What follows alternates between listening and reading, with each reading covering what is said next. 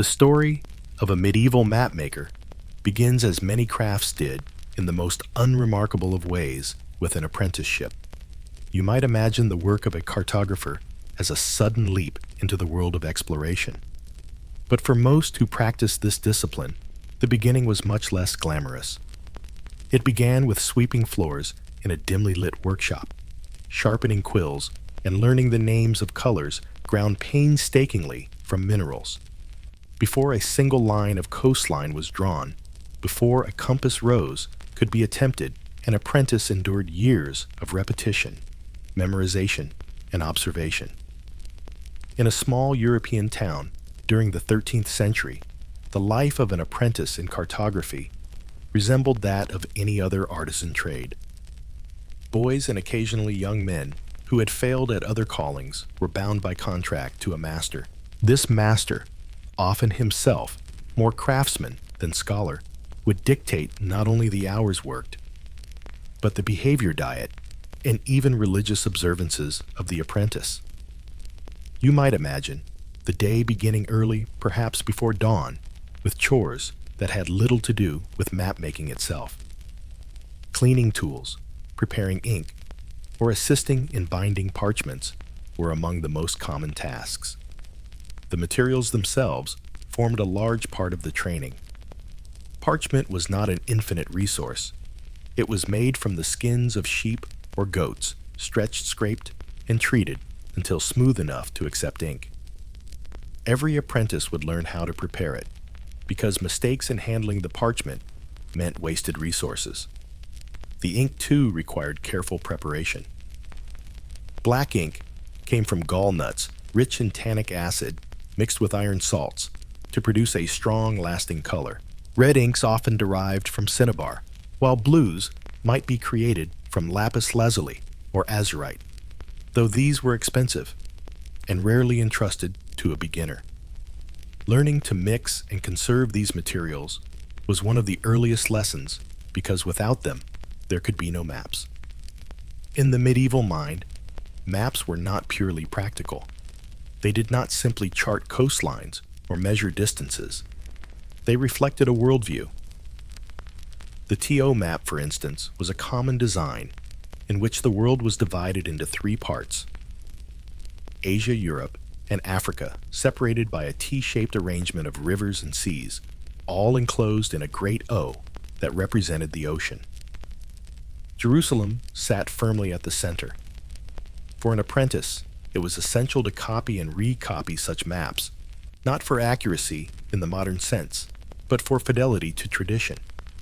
Each careful line repeated a belief as much as a coastline. The tools of measurement were themselves humble: a compass of wood and iron used for circles and arcs, a straight edge of bone or ivory, a few strings for measuring proportional distances. None of these gave the apprentice a direct knowledge of the world beyond his town, but they trained his hand to steadiness. Over time, the boy who once struggled to hold the quill correctly would come to draw lines of uniform thickness, to shade with consistency, and to letter the Latin names of places in neat, regular script.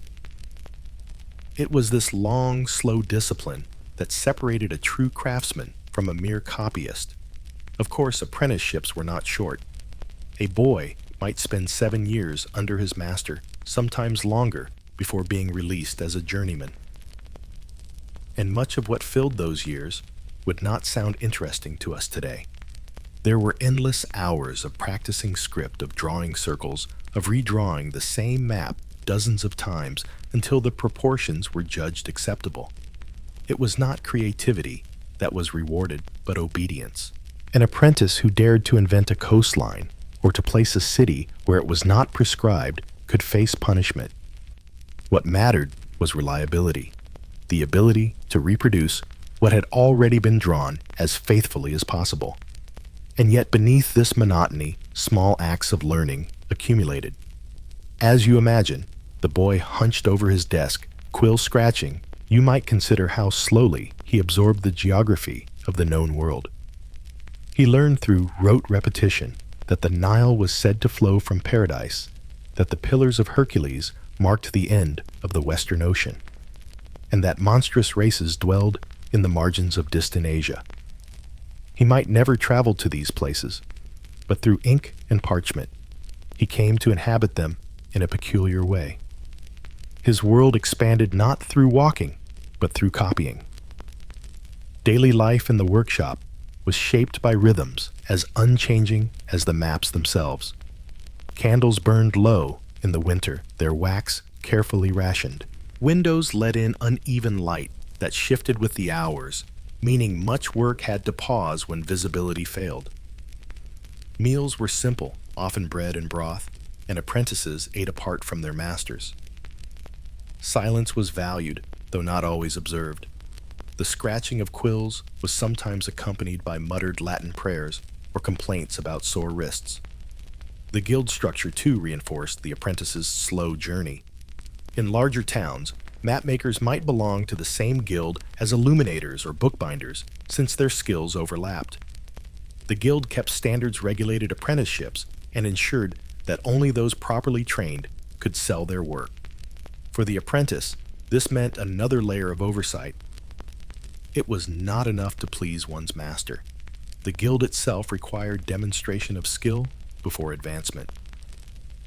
If all this sounds tediously slow, that is precisely how it unfolded. To become a mapmaker was not to leap into adventure, but to endure long stretches of repetition. And yet, hidden within the monotony, small skills formed. A boy who once only swept floors would after years be able to hold a quill steady to judge the mixture of ink by its scent, and to trace a coastline with the confidence of habit. Still, the life of an apprentice was not free from hardship. Illness accidents with sharp tools, or the simple wear of eyes from staring at fine lines in dim light, could end a career before it began. Few apprentices completed their training without some lingering injury or fatigue, and many never advanced at all, remaining assistants long into adulthood. You might ask yourself then, what kept them going? Perhaps it was the promise of a stable trade, or the distant hope of one day opening a workshop of their own. Perhaps it was the simple comfort of order, the knowledge that each day followed the same tasks each week, the same prayers and routines. For some, it may even have been a quiet fascination with the world that could be captured in ink. The sense that though they never left their town, they could at least draw the shape of the lands beyond. As you picture this boy, year after year, at his bench, you might wonder, did he ever dream of traveling to the places he so carefully drew? Or was the act of drawing itself enough to satisfy his curiosity section too? When the apprentice reached the midpoint of his training, he had already absorbed the mechanical basics: how to prepare ink, how to handle parchment, how to trace lines with consistency. Yet these abilities alone did not make him a mapmaker. The second phase of his education was slower, more subtle, and perhaps even duller. It involved learning not only how to draw, but also how to interpret, compile, and reconcile the fragments of information that shaped medieval cartography. Unlike a baker whose loaves were consumed daily, or a mason whose stones visibly formed the walls of a church, the mapmaker produced something abstract. A map was not built from the senses of taste or touch, but from words, rumors, and ancient texts. For the apprentice, this meant long days of copying passages from authorities such as Isidore of Seville, whose etymologiae offered not just definitions, but descriptions of the world, however outdated. To you, these tasks might seem like nothing more than transcription, but to the apprentice they were lessons in how geography was framed by tradition. Every river, every mountain, and every sea was understood, first through words before it was committed to ink. Slowly, he began to grasp that maps were less about representing the world as it was, and more about reflecting the consensus of knowledge. If sailors claimed that a certain island existed west of Ireland, then it had a place on the map, If scholars insisted that paradise lay in the Far East, then it was drawn there even if no living man had seen it. This was a crucial realization, for the apprentice accuracy was not judged by personal observation, but by fidelity to sources. And sources could be as much rumor as scripture. To compile a map, therefore, meant gathering scraps of information. Some came from travelers, merchants who spoke of distant ports, pilgrims who described holy sites, or crusaders returning with tales of foreign cities. Others came from texts, copied and recopied through generations, often distorted, but still revered. The apprentice would listen as his master questioned such men, recording their words with a careful hand. He would also compare these oral accounts with the written authorities, learning to reconcile contradictions. If one sailor placed an island far to the north, while a manuscript suggested it was to the west, which claim should prevail? The decision was less about truth than about which source carried greater weight. This was where the real patience of cartography revealed itself. A coastline might be drawn and redrawn, adjusted according to the latest tale, or corrected when a monk produced an older manuscript. For the apprentice, each correction meant hours of work scraping the parchment lightly with a knife, to remove the ink, smoothing the surface with pumice, and carefully tracing the new line. Even the erasures left faint marks, ghostly reminders of past versions, so that a single map could carry within it the palimpsest of many hands and many voices. Equally tedious was the art of lettering. Place names had to be written in Latin, often in minuscule script that tested the steadiness of the apprentice's hand. A single slip of ink could ruin not only the name, but the entire map, for parchment did not easily forgive mistakes. To train for this, the apprentice filled page after page with practice scripts, copying lists of cities, rivers, and provinces. Some masters insisted that apprentices memorize long catalogs of names, believing that the rhythm of recitation would guide the steadiness of the pen. Imagine repeating Roma Mediolanum, Colonia, Agrippinensis Lutetia Parisiorum over and over, while inscribing them in tiny cramped letters that barely filled the width of a fingernail. The daily rhythm remained unchanged. The workshop was a place of repetition. The light filtered dimly through small windows. The smell of ink and parchment hung in the air. The sound of quills scratching was punctuated by the occasional sneeze or cough.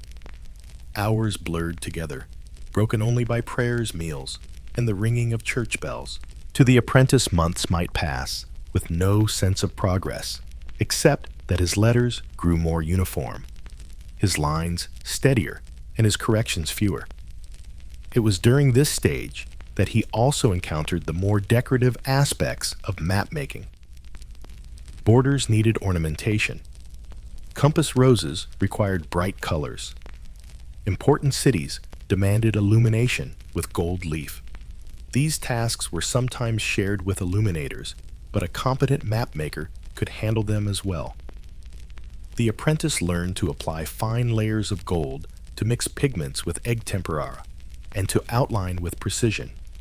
This decoration was not mere embellishment.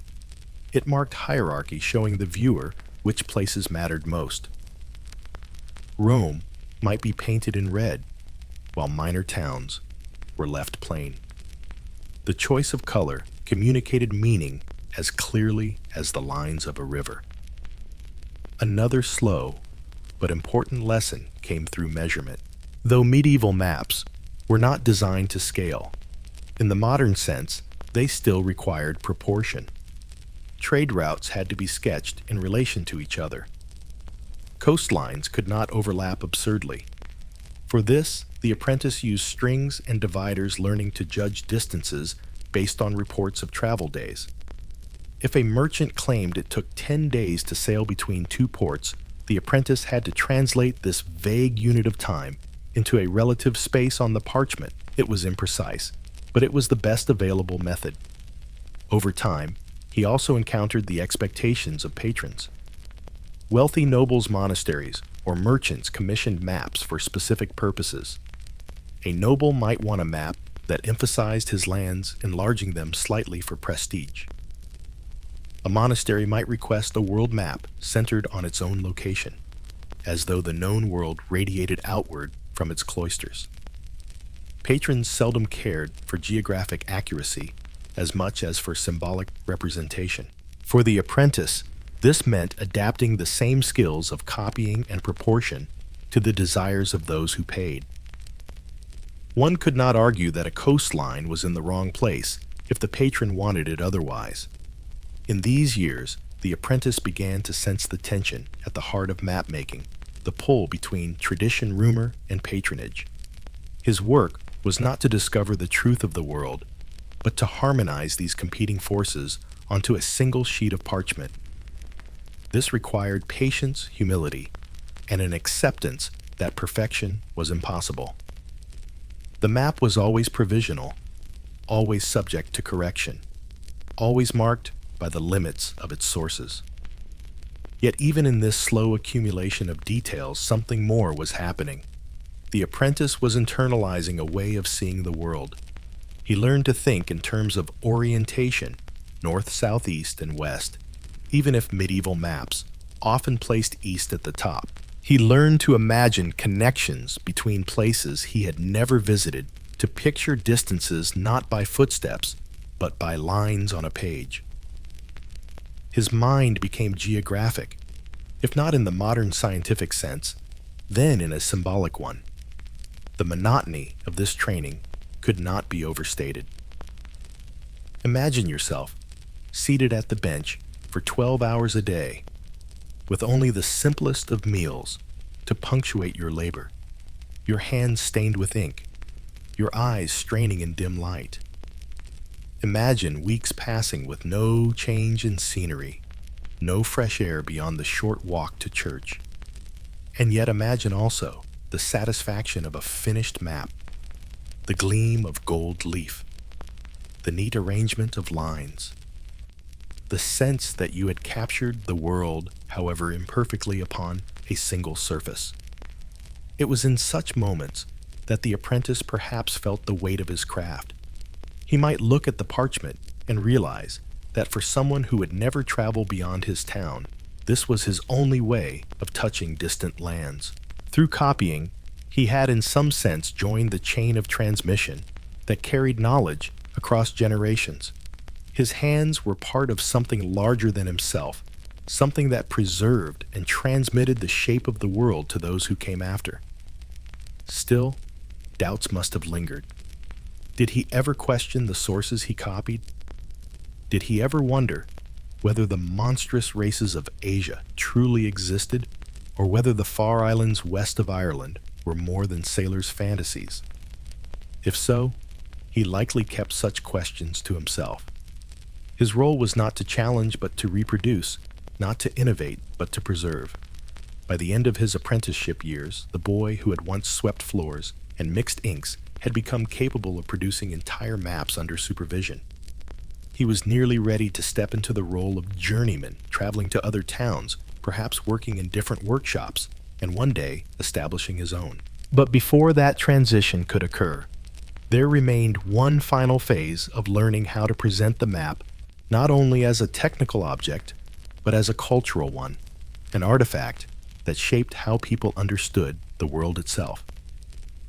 And so, as he sharpened his quill for yet another day of copying coastlines and lettering city names, one unresolved question remained. Did he see himself as a craftsman, a servant of tradition, or, in some quiet way, as a shaper of how others imagined the world? Section 3.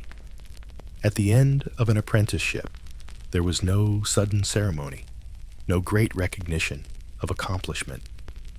The transition from boy to craftsman unfolded slowly, much like everything else in the life of a medieval mapmaker.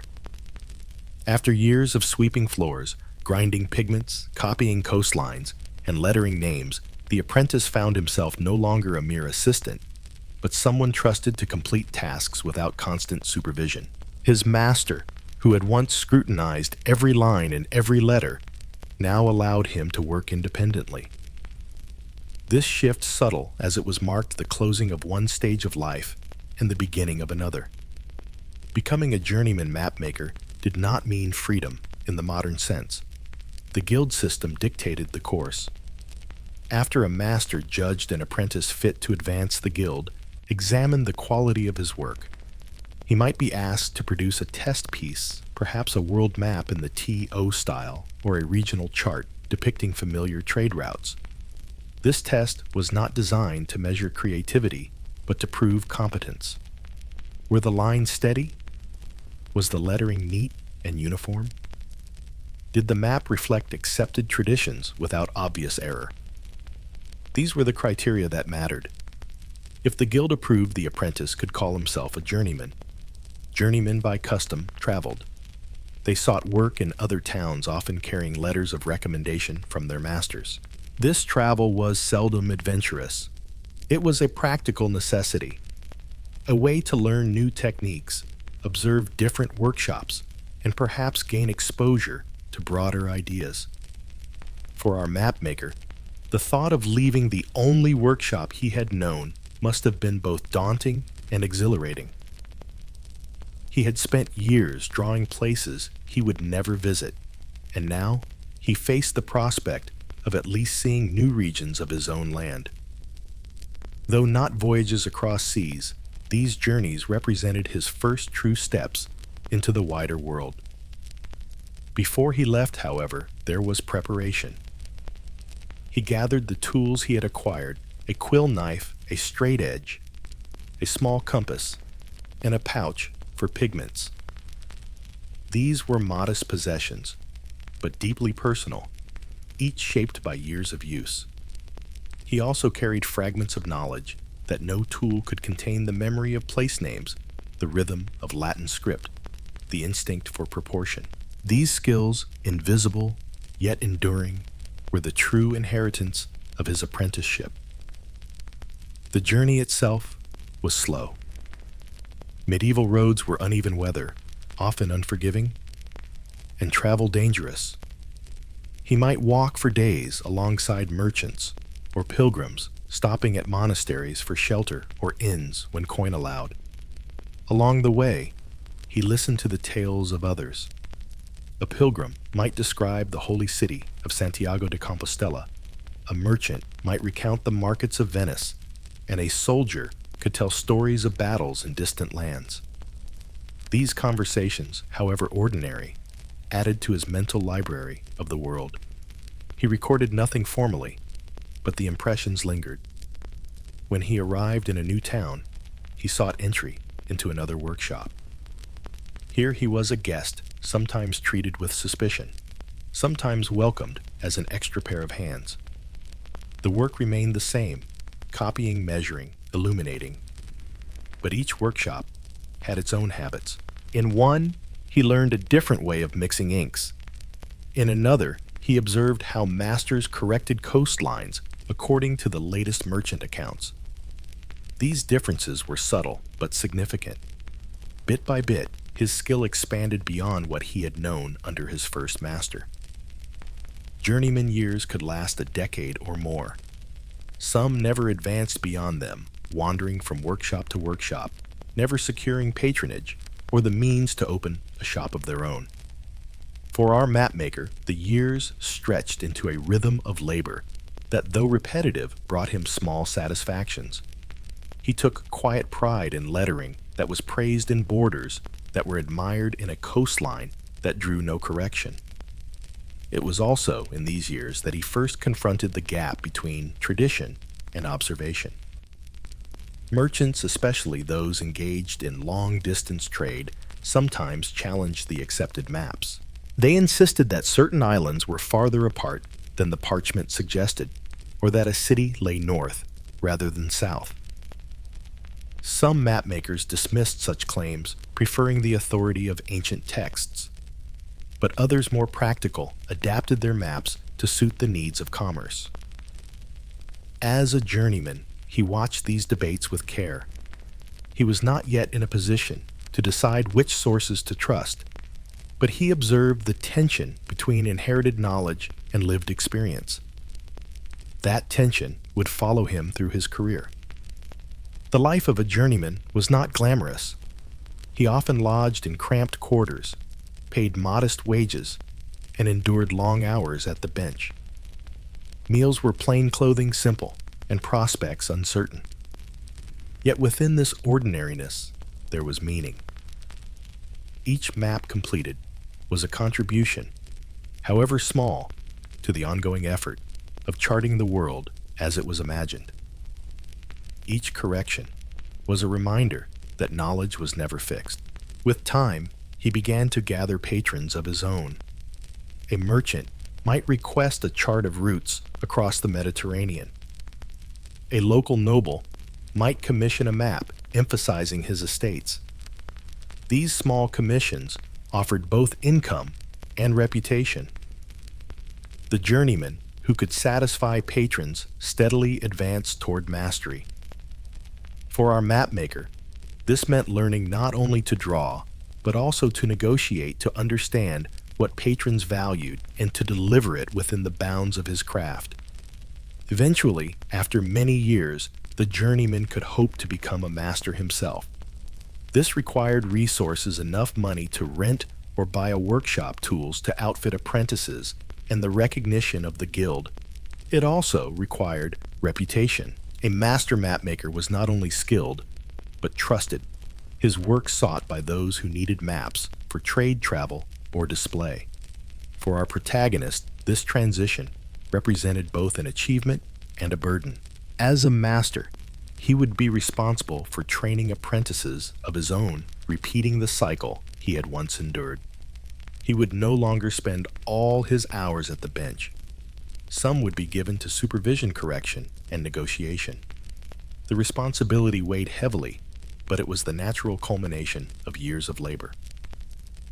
Looking back on his apprenticeship, he might have reflected on how little had seemed to change, and yet how much had. The boy who once ground pigments now commanded apprentices to do so. The young man who once copied coastlines endlessly now decided which coastlines to accept and which to correct. The habits of patience, repetition, and careful observation had shaped him into something more than a craftsman, into a custodian of knowledge, however flawed about the world. What then was the meaning of this long, tedious process? Perhaps it was not the maps themselves, many of which would be forgotten, damaged, or replaced in time. Perhaps it was the transmission of discipline, the training of hands and minds to work with care to preserve knowledge and to accept the slow accumulation of detail as the foundation of understanding. And yet there remained one unresolved thought, one quiet uncertainty that lingered as he stepped into mastery. Did the maps he drew bring the world closer to truth, or only deeper into tradition? Story 2 Ink Parchment and the Quiet Work of Cartography, Section 1. If you were to step into the workshop of a medieval mapmaker, the first impression might not be of maps at all. You would notice the smell before you saw the work, the tang of iron gall ink, the faint musk of stretched animal skin, the dusty sharpness of pumice. You would hear the scratching of quills, and perhaps the faint murmuring of Latin phrases as names of cities and regions were repeated under breath while inscribed onto parchment. A mapmaker's craft was rooted less in exploration than in these physical materials, which demanded care, patience, and precision. The parchment was the foundation. It did not arrive ready to use. To create it, the hides of sheep, goats, or sometimes calves were soaked in lime water to loosen the hair. The apprentice or assistant scraped the skin with a curved knife, then stretched it taut on a wooden frame. The process was tedious and could take weeks, with the skin tightened daily until it was smooth, thin, and nearly translucent. Imperfections remained, veins, scars, and holes from the animal's life. These imperfections shaped the placement of a map, dictating where coastlines or inscriptions could be laid. The mapmaker, therefore, did not work on a blank canvas of perfection, but on a surface marked by nature and by human labor. Once prepared, the parchment still needed treatment. It was dusted with powdered pumice to roughen the surface slightly, giving ink something to cling to. Without this step, the ink would pool and blur. A piece of parchment was valuable, and a mapmaker could not afford mistakes. Even when corrections were made by scraping off ink, the faint traces remained a reminder of how fragile knowledge was when tied to material. Ink was no less important. The most common was iron gall ink, a mixture of oak galls, iron salts, and gum arabic. Oak galls, growths formed when wasps laid eggs in oak trees, were gathered, crushed, and soaked. The resulting tannic acid, when mixed with iron salts, produced a deep black that darkened over time. The mapmaker had to mix it carefully. Too much iron, and the ink would eat through the parchment, leaving holes. Too little, and it would fade into brown. The gum arabic thickened the liquid, giving it body and flow. Colors were another matter entirely. Vermilion, a rich red, came from ground cinnabar, but carried toxic dangers. Lapis lazuli, a deep blue, had to be imported from mines in Afghanistan, making it more costly than gold. Green might be made from verdigris, scraped from copper, though it tended to corrode parchment. Yellow could come from saffron or pigment or other natural sources. Each pigment required careful grinding, mixing with binders, and application with a fine brush. A map alive with color was not only more beautiful, but more persuasive to patrons who read significance in bright hues. Gold leaf added brilliance. Applied with glue or egg white, it was burnished to shine. A single map might use gold to mark holy sites, important cities, or decorative compass roses. The process was delicate. A careless breath could scatter gold dust beyond recovery. For the mapmaker, the application of gold was both a technical challenge and a symbolic act. It elevated the map beyond utility into the realm of devotion or prestige. The tools themselves were modest. A quill cut from goose or swan feathers, shaped to a fine point with a small knife, was the primary instrument. Each quill had to be recut frequently, for parchment wore them down quickly. The knife also served other purposes, scraping away errors, trimming parchment, or ruling lines. Rulers and compasses guided proportion. Though the compasses were simple, 2 legs of iron or bone joined at a hinge. Strings or cords, sometimes substituted for measurement when proportion was needed on larger maps. Work began with ruling. Lines were drawn faintly with lead or ink to structure the map borders, margins, grids for script. Then came the outlines, traced lightly in ink. Coastlines, rivers, and mountains were sketched in simple strokes.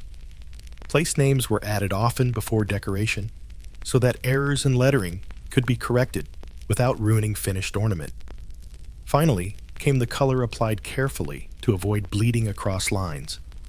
Each stage required drying time. A map could not be rushed. Weeks or months might pass before a single piece was complete. All of this unfolded in silence, or near enough. The workshop was not a place of chatter. Focus was demanded, as errors cost dearly. Candles or oil lamps extended the workday in winter, but dim light strained eyes. Mistakes grew common at night, so most mapmakers preferred daylight hours. The rhythm of the day was steady morning prayers, work until midday meal, return to work, evening prayers, and rest. Only on holy days was labor paused. The process might sound mechanical, and in many ways it was. Yet within these materials and routines lay the true art of medieval cartography. The way ink was mixed could determine whether a map endured for centuries or faded within years. The preparation of parchment decided whether lines would remain crisp or smudge into blur. These material choices, seemingly minor, carried the weight of preservation. Without them, knowledge of the world, however imperfect, would not survive. You might imagine, as the mapmaker leaned over his bench, that he thought little of exploration or distant lands. His concern was immediate: whether the ink would flow evenly, whether the parchment would resist blotting, whether the gold leaf would adhere without tearing. The world he drew was vast, but the world he inhabited was reduced to inches of parchment under his quill. And yet, these inches mattered. A map was judged not only by its content, but by its craftsmanship. Patrons valued beauty as much as information. A sloppy map, even if accurate, might be dismissed. A beautifully executed one, even if filled with errors, could find honor in a monastery or a noble's hall. Thus, the material work. The preparation of parchment, the mixing of inks, the patient lettering was not secondary. It was the essence of the craft. For the journeyman or master mapmaker, days blurred into weeks, weeks into years. Each map was both unique and the same. The same coastlines were traced again and again. The same cities labeled, the same compass roses drawn. And yet no two pieces were identical, for each bore the marks of the parchment's imperfections, the quill's pressure, the ink's mixture. In this repetition lay a quiet dignity. Still, you might wonder, did the mapmaker ever pause to reflect on the strangeness of his task? That while he bent over parchment, reducing the world to ink and lines, the world itself went on beyond his reach. Ships sailed cities, thrived wars, raged, and landscapes shifted. Did he ever consider that his maps, however carefully crafted, were shadows of realities he would never see?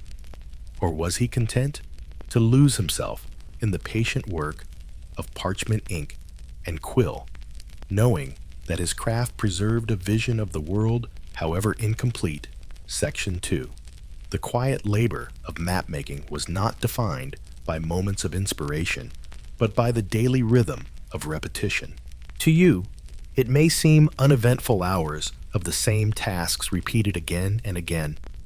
But for the medieval mapmaker, this was life itself. His workbench was both a stage and a prison, a narrow space upon which the wide world was reduced to a handful of measured lines and carefully lettered names. Each day began in the same way. Before touching ink or quill, the mapmaker inspected his parchment. Parchment was fickle, sensitive to humidity and temperature. On damp days, it swelled slightly, tightening across its wooden frame. On dry days, it grew brittle. The mapmaker would run his hand gently across the surface, feeling for imperfections.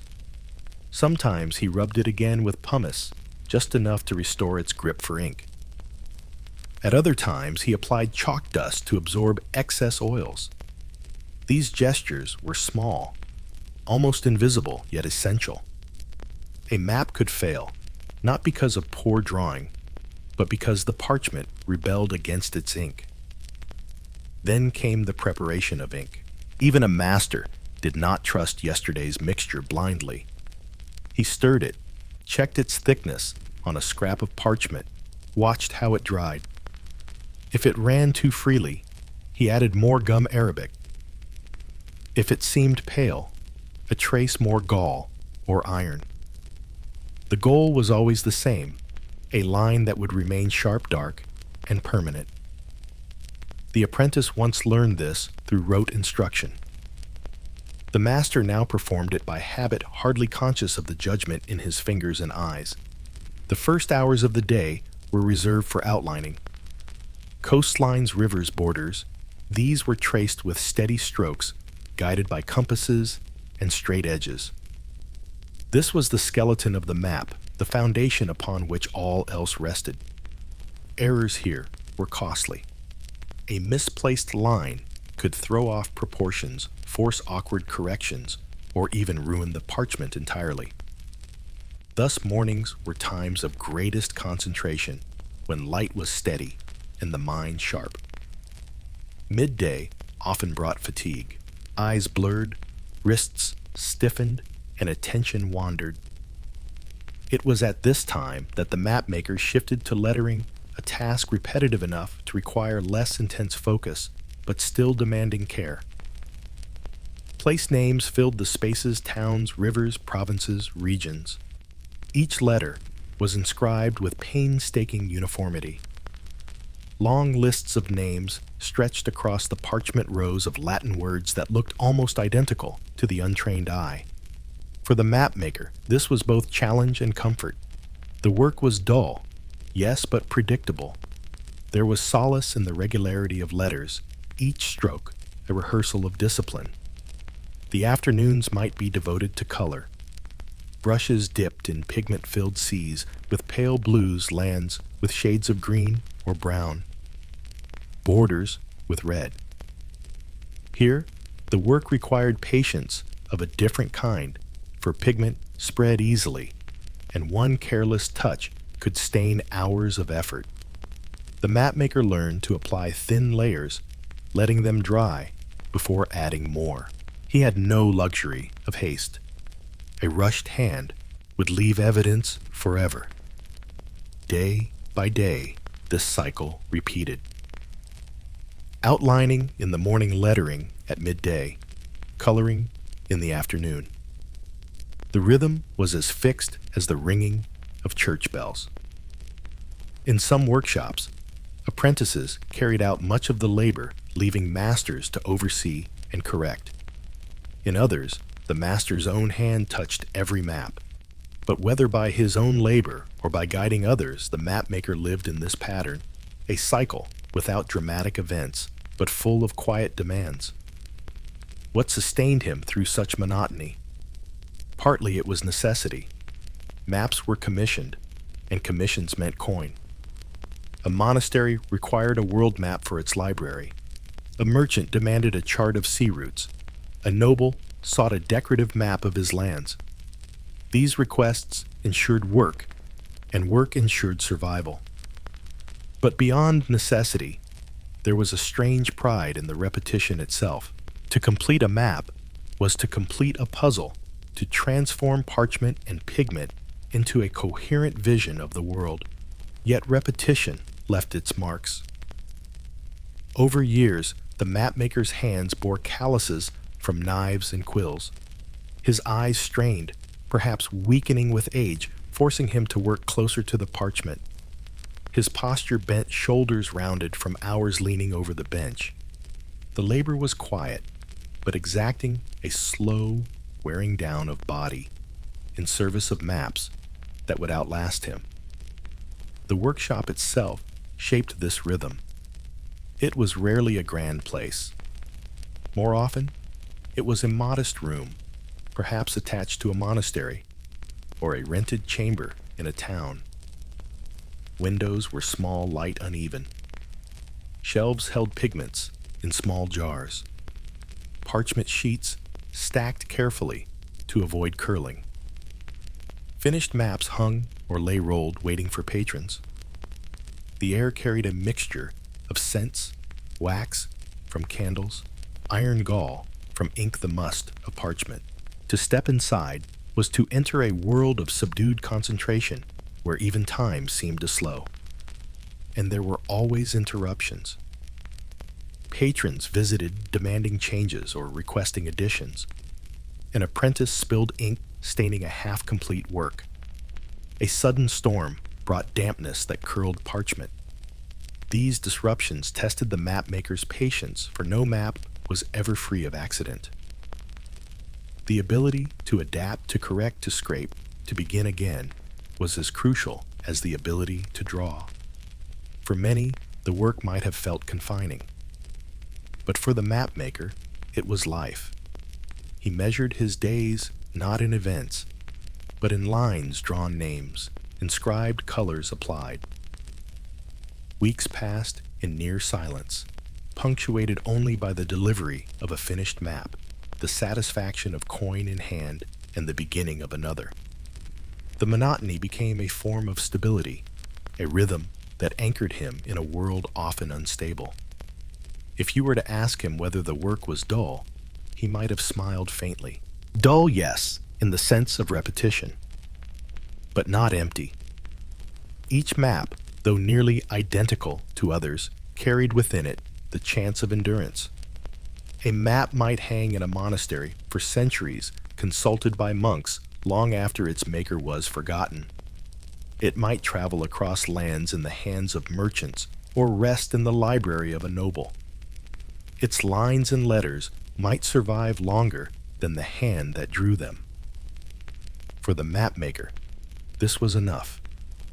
Still, one might wonder, as he bent over yet another parchment, did he ever feel the weight of futility?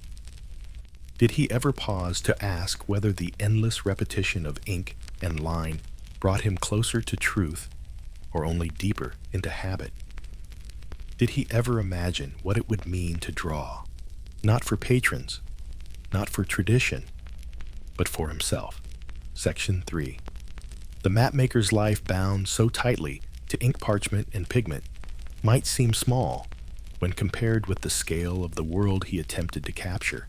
His workshop measured only a few paces across his tools, fit neatly in a box, his days repeated with such regularity that one might mistake them for indistinguishable.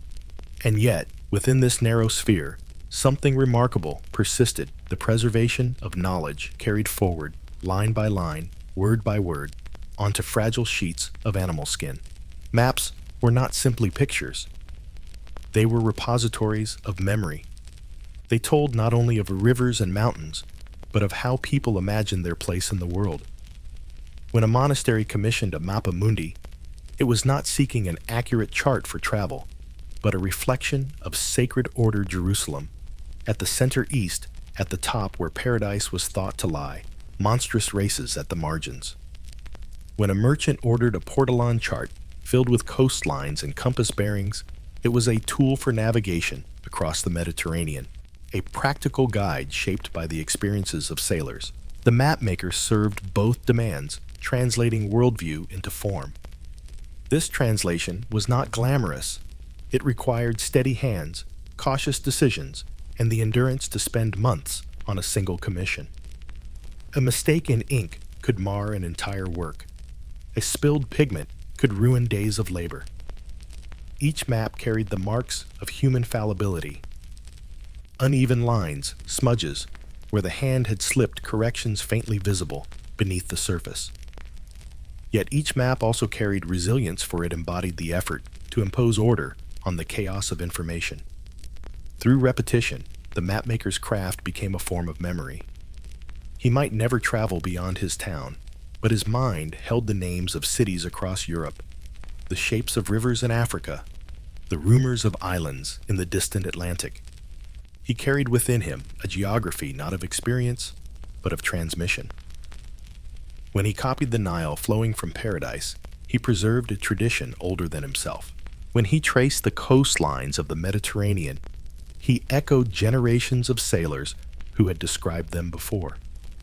His maps were fragile things, but they connected him and those who consulted them to a lineage of knowledge stretching backward and forward in time. The tools and materials themselves shaped this endurance. Iron gall ink, though capable of eating through parchment, often darkened with age, ensuring that lines remained legible for centuries. Parchment, unlike paper, could survive damp and time curling but not crumbling. Gold leaf reflected light, even when the rest of the map had faded. These choices, born of necessity and habit, meant that the work of a single map maker could outlive kingdoms' wars and even the memory of his name. Still, it is worth remembering that most maps were not grand masterpieces. Many were modest, produced for practical use, worn by handling lost to fire, or discarded when new versions emerged. The mapmaker knew this. He knew that much of his work would vanish, that only a few pieces might endure in monasteries or noble libraries. Yet, he worked with the same care regardless, as though each map carried equal weight. The discipline of his craft demanded it. In this sense, the mapmaker's labor mirrored the rhythm of life itself. Just as days repeated without drama, so too did maps accumulate without fanfare.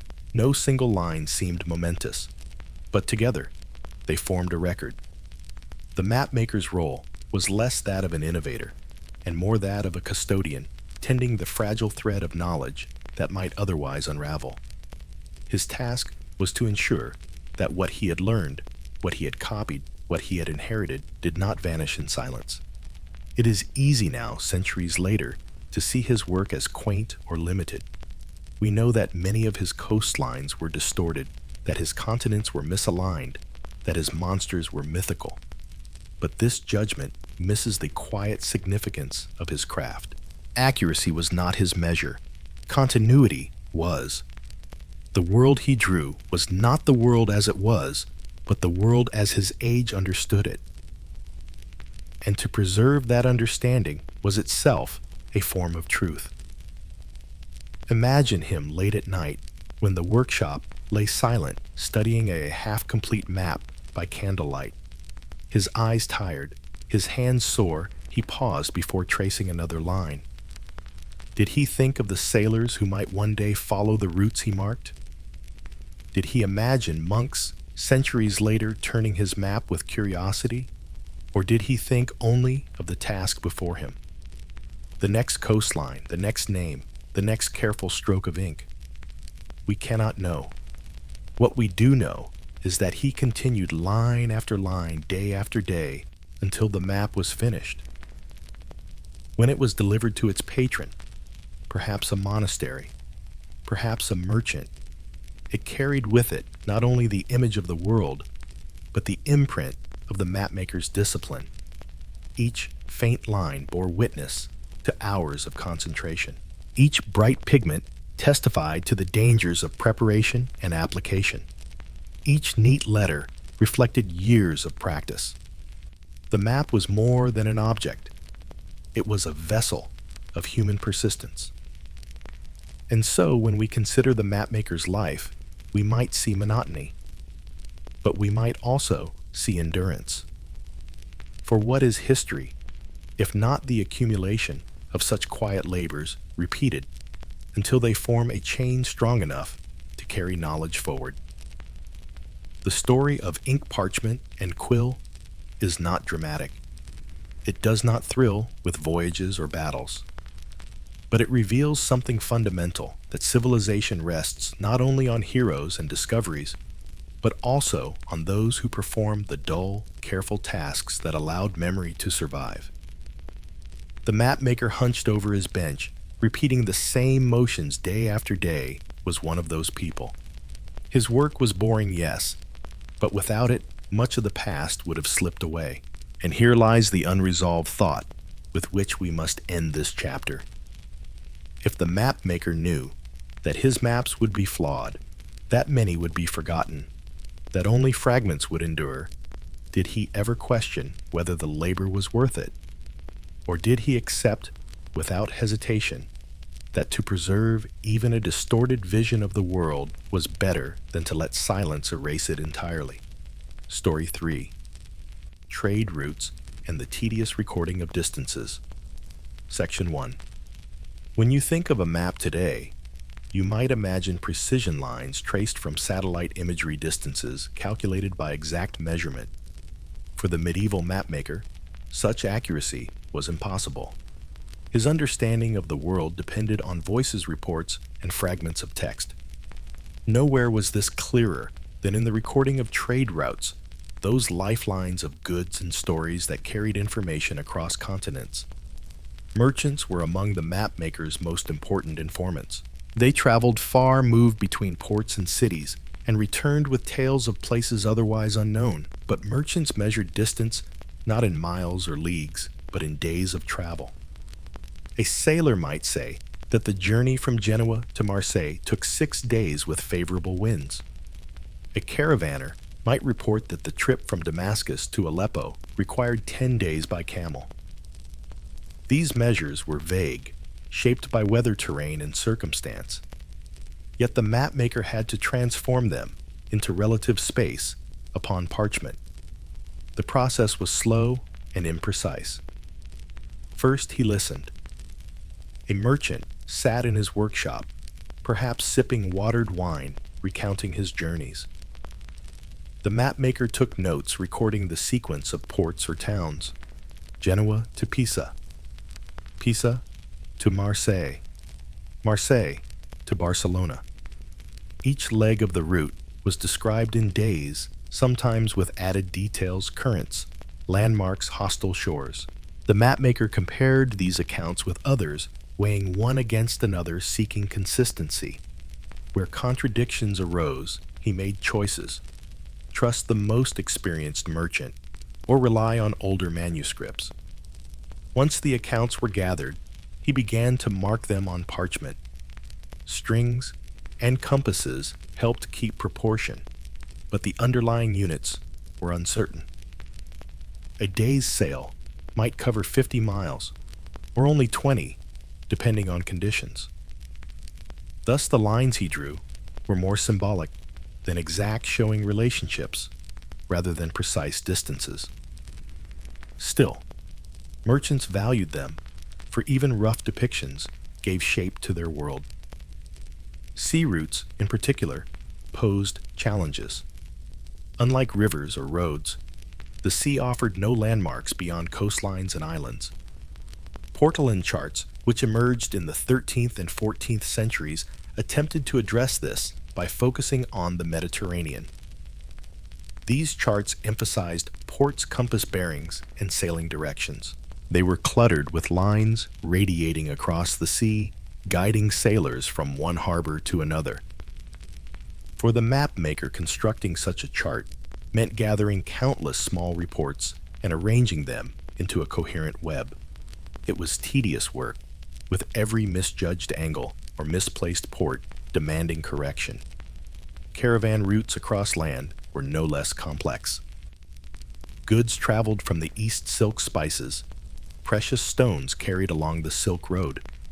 Few European mapmakers had seen these lands, but they heard of them through merchants and travelers. To record such routes, the mapmaker relied on lists of cities strung together by days of travel.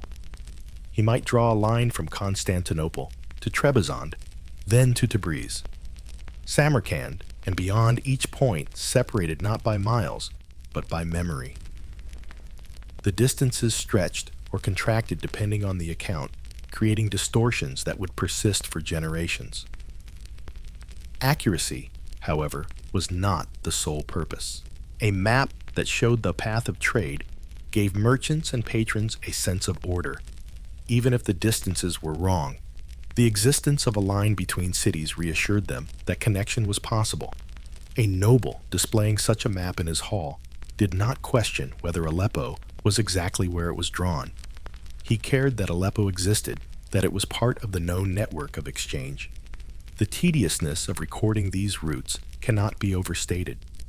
Each port, each city required lettering, often in cramped spaces along narrow lines. Each connection had to be checked against multiple accounts. A single correction might mean scraping off ink from half the route, redrawing, relabeling. Weeks of effort could vanish in a moment of revision, and yet the mapmaker persisted, for this was his livelihood. Patrons demanded maps that showed connections, and he supplied them. Errors were inevitable. A port placed too far north, a city doubled under different names. An island invented from rumor. These mistakes crept in constantly. Sometimes they were corrected in later maps, but just as often they were repeated, copied without question by the next generation of mapmakers. Thus, the labor of recording distances was both preservation and distortion. Each line carried truth and error alike, mingled inseparably. Still, the mapmaker took pride in his work. To transform the vague words of a merchant into lines upon parchment was to impose order upon uncertainty. He knew that sailors and traders would use his maps, that monks would copy them, that nobles would display them. Even if the distances were uncertain, the act of recording gave form to the unseen. Yet one must imagine his doubt as well. Sitting in his dim workshop, quill in hand, he marked a line from Venice to Constantinople. He had never sailed it.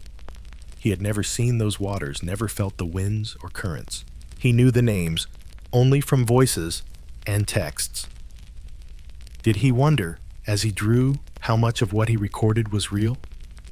Did he ever fear that he was charting not the world, but the imagination of others? This question lingered with every stroke. The tedious recording of trade routes was not only about distances, but about belief. To place a port upon a map was to affirm its existence. To draw a line was to assert a connection.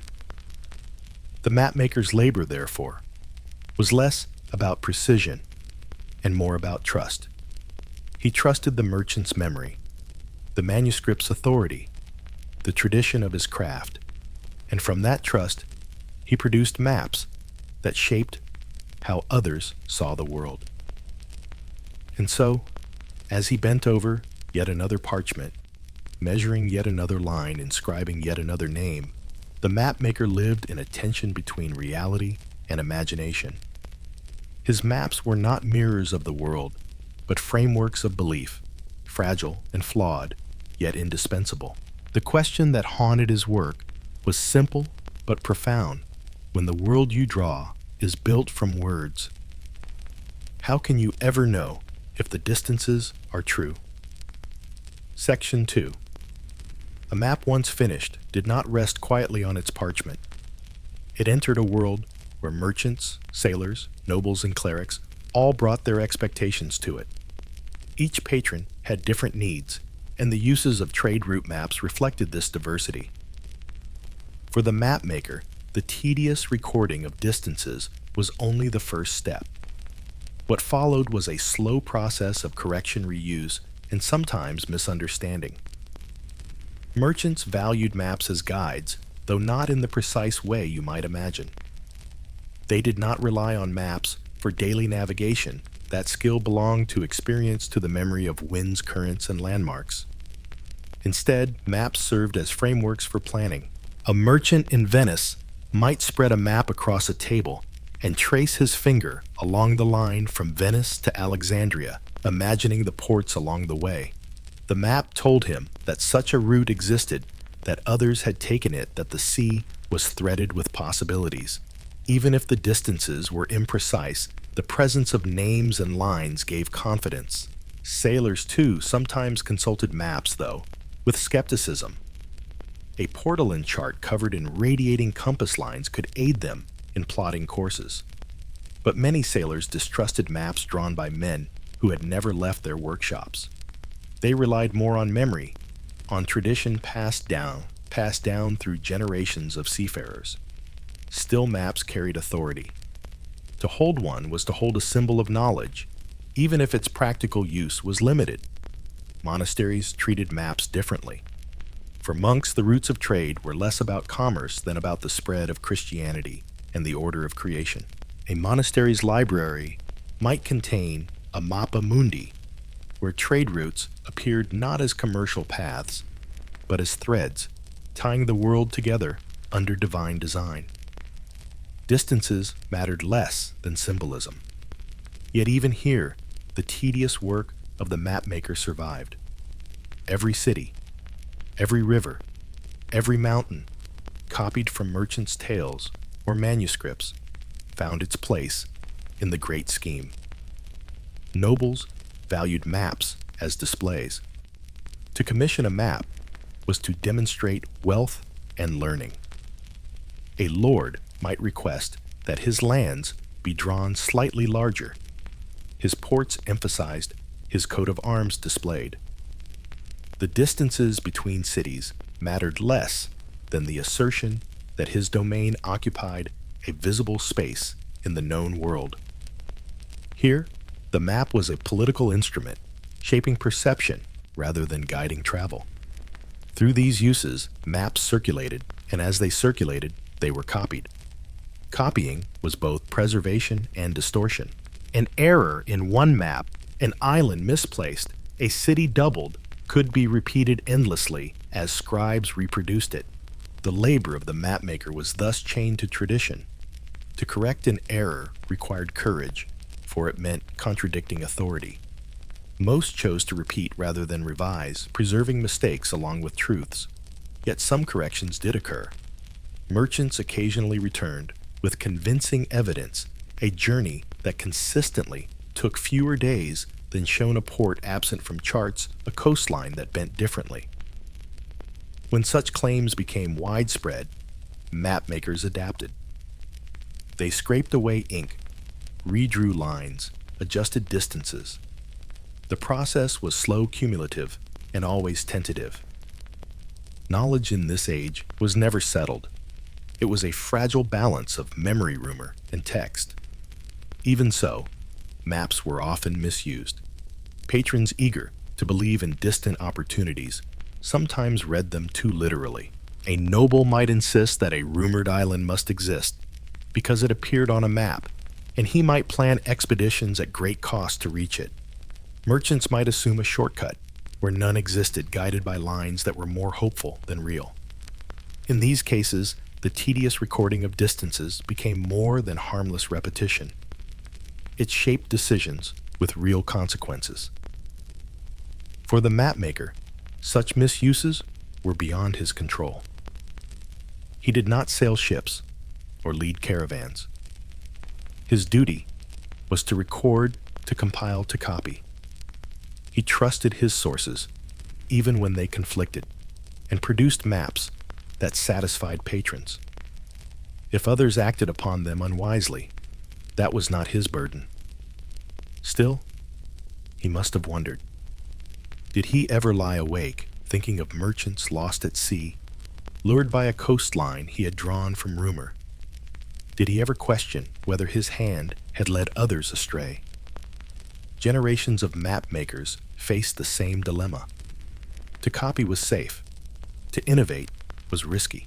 The safest path was the most tedious repeat. What had been drawn beforehand, what could be confirmed by multiple voices, avoid bold claims. Yet even this cautious approach carried risks for errors multiplied in silence. In this way, the recording of trade routes was less about discovery and more about preservation, a slow layering of information, imperfect but enduring. As the years passed, the maps themselves aged. Parchment curled, ink darkened, pigments faded. Yet the roots remained visible.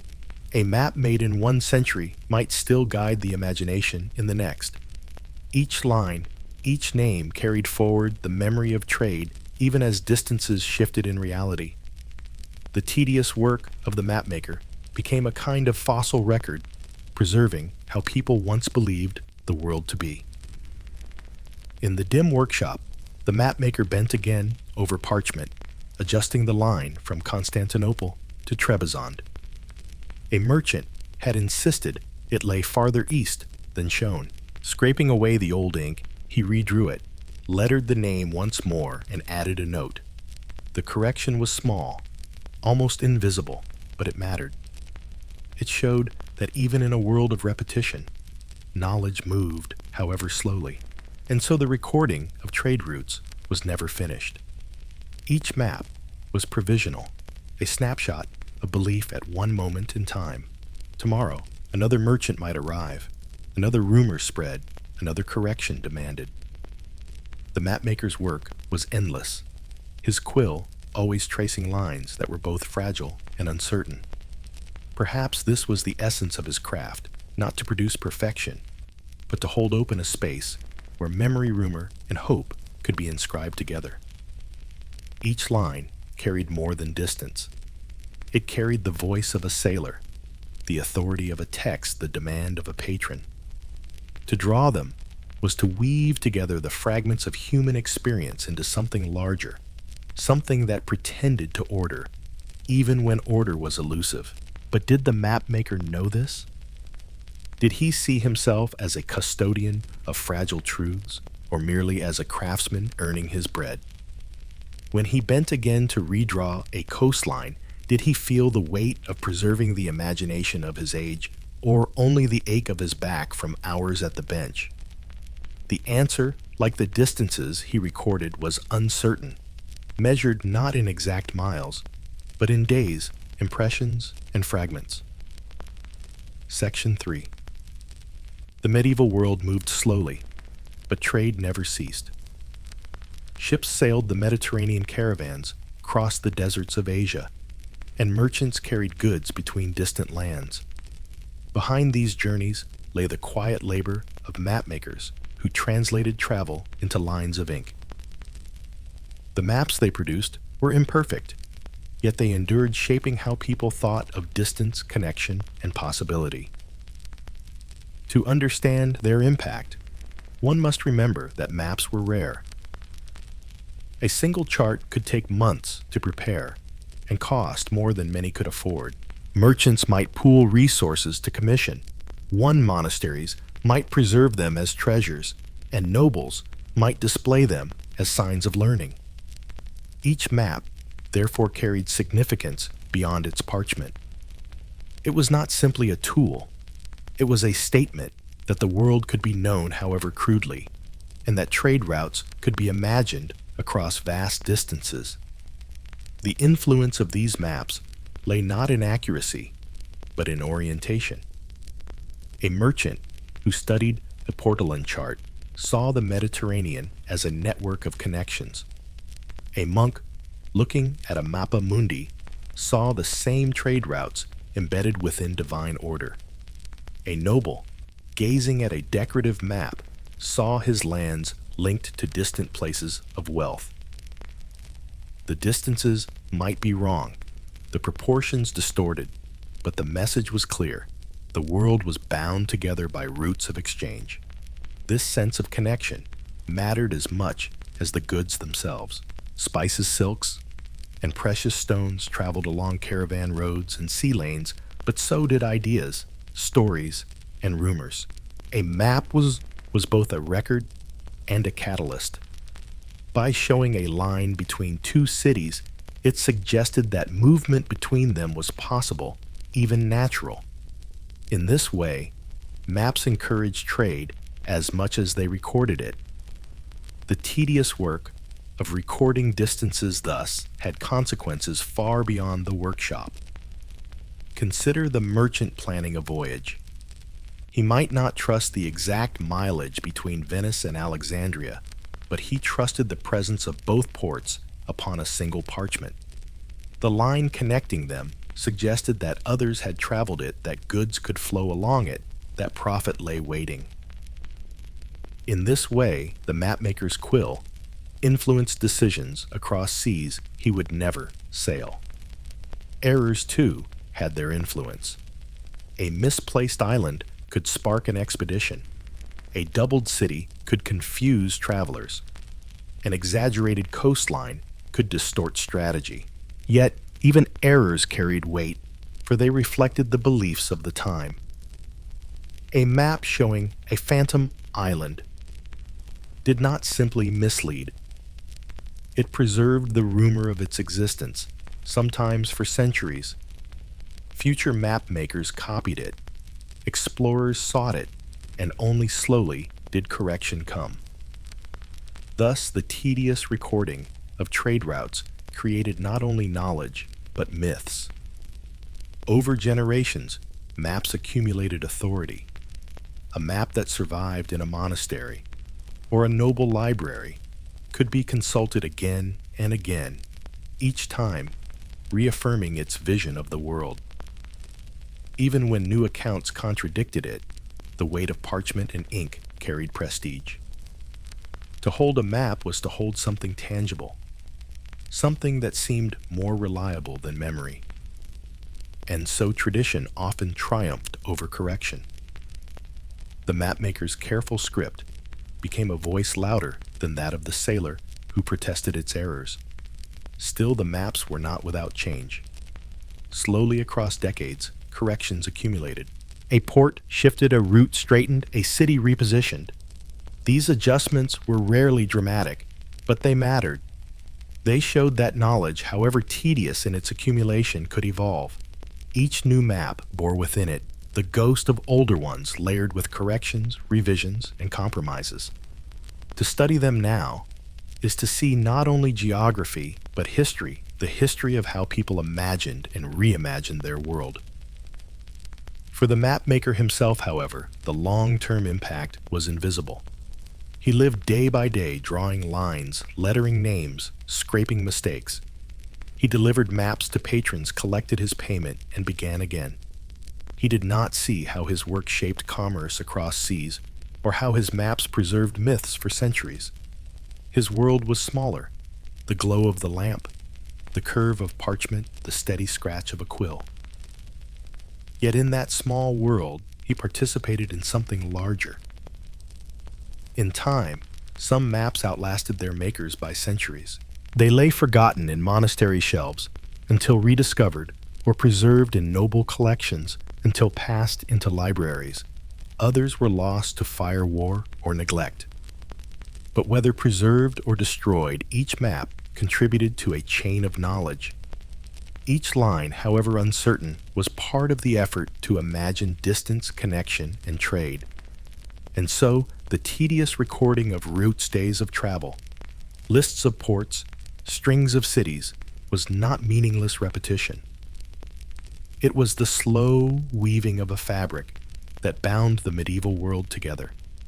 Without these maps, merchants might still have traded, monks might still have prayed, nobles might still have ruled, but their sense of the world would have been thinner, less connected, less enduring.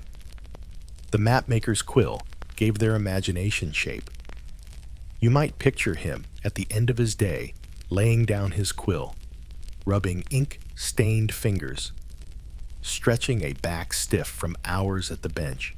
The map before him is nearly finished. Coastlines, drawn routes, marked ports, labeled. Tomorrow, he will add color. Perhaps a compass rose, perhaps decoration for a patron. He does not think of the centuries to come, of how his lines will outlive him. He thinks only of the task completed, the labor endured, the map delivered. And yet, we cannot help but ask, did he ever wonder in quiet moments whether his tedious labor was shaping more than parchment? Did he ever feel that each line he drew connected him, not just to merchants and patrons, but to the larger story of how humanity tried to make sense of its world? The answer is lost to time. But the maps remain fragile and flawed, bearing witness to the long patience of their makers and the enduring human desire to chart connections across distance. Story 4. The Patron's Requests and Endless Corrections. Section 1.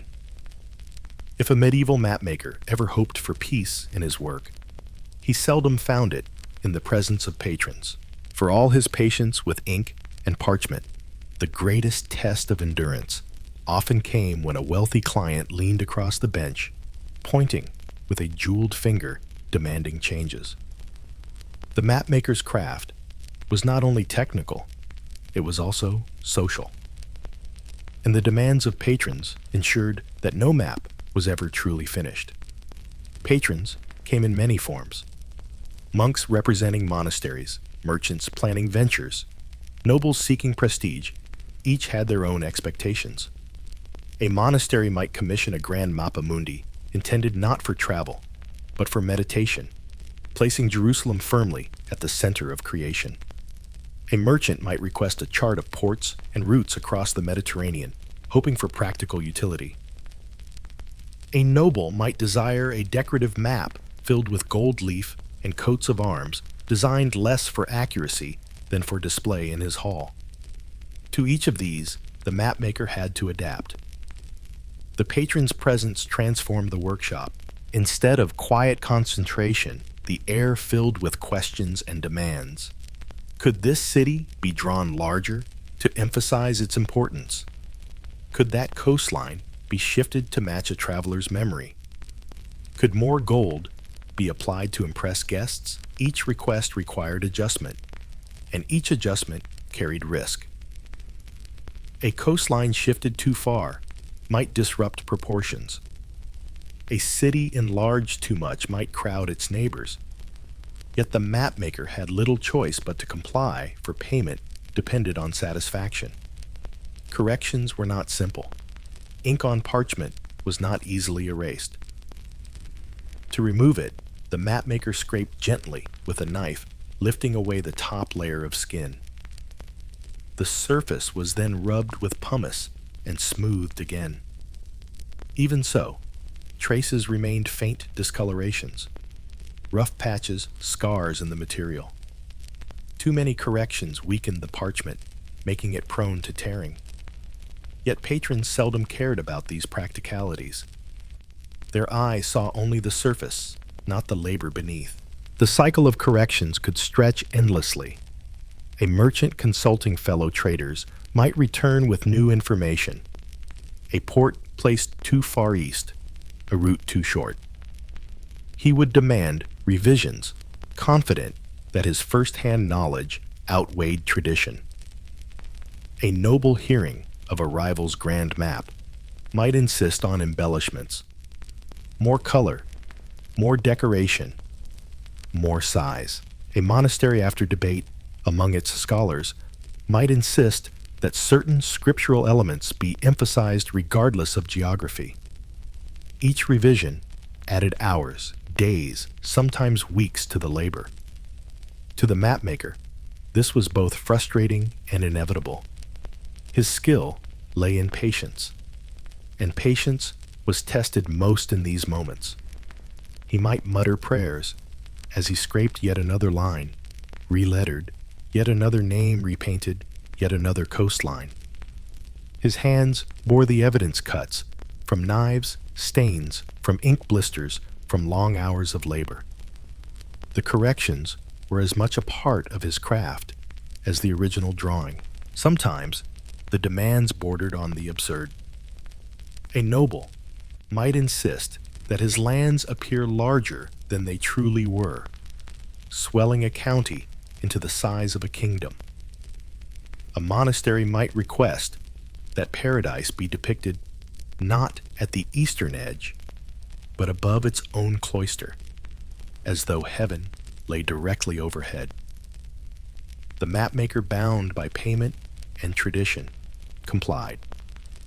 He knew that Issa maps were not mere depictions, but arguments, and the patron's will often shaped those arguments more than truth. The tension between accuracy and obedience defined the mapmaker's existence. He might know from multiple reports that a port lay in one location, yet if the patron demanded otherwise, he bent to the demand. To resist was to risk losing not only payment, but reputation. Patrons spoke to one another, and a mapmaker who refused requests might find commissions scarce. Thus, he learned to compromise. He preserved tradition where he could, but he bent geography to please those who paid. This endless cycle of correction bred a peculiar humility. The mapmaker understood that his maps were never perfect, never final. They were always provisional, always subject to revision. In this sense, his craft resembled the world itself, shifting, unstable, shaped by power as much as by nature. He accepted this even as he sighed at yet another demand. And yet, within these corrections lay opportunity. A patron's insistence on revision often brought new information, however distorted. A merchant's correction might reveal a port unknown to the mapmaker. A monastery's debate might introduce him to texts he had not read. Even a noble's vanity could lead to innovations in decoration, forcing the mapmaker to experiment with gold pigment or script. Corrections, tedious as they were, expanded his craft. Still, the frustrations lingered. Imagine the mapmaker at his bench, a half-finished chart before him. He has labored for weeks inscribing every coastline with care, lettering every city with precision. A patron enters, glances briefly, and declares, "This city must be larger. This coastline must shift. Add more gold here." With a few words, days of work unravel. The mapmaker bows, conceals his irritation, and begins again. This was the reality of his profession, mastery of patience, not only with ink and parchment, but with people. His craft required as much endurance in diplomacy as in drawing. The mapmaker was an artisan, yes, but also a servant to those who imagined the world according to their desires. And so, each map bore not only the hand of its maker, but the voice of its patron. A coastline shifted here, a city enlarged there, a decoration added at whim. These were the fingerprints of those who paid. The mapmaker's own vision, if he had one, was buried beneath layers of correction. What survived was not his map, but theirs. This raises a question that lingers over his work. When every map is shaped by patron demands, can it ever reflect the world as it is, or does it reflect only the desires of those who commission it? Section 2. Corrections were never invisible. No matter how carefully the mapmaker scraped away ink or burnished parchment, smooth, faint traces always remained.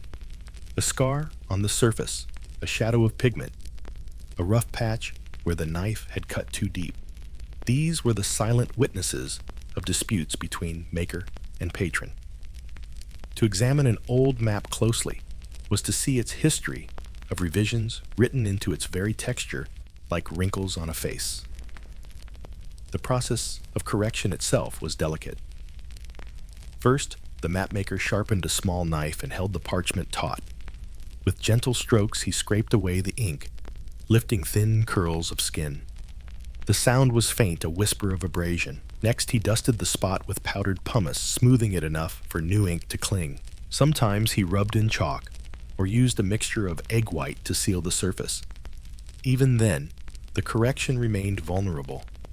Ink applied to a scraped area spread differently, and letters written there often appeared darker or uneven.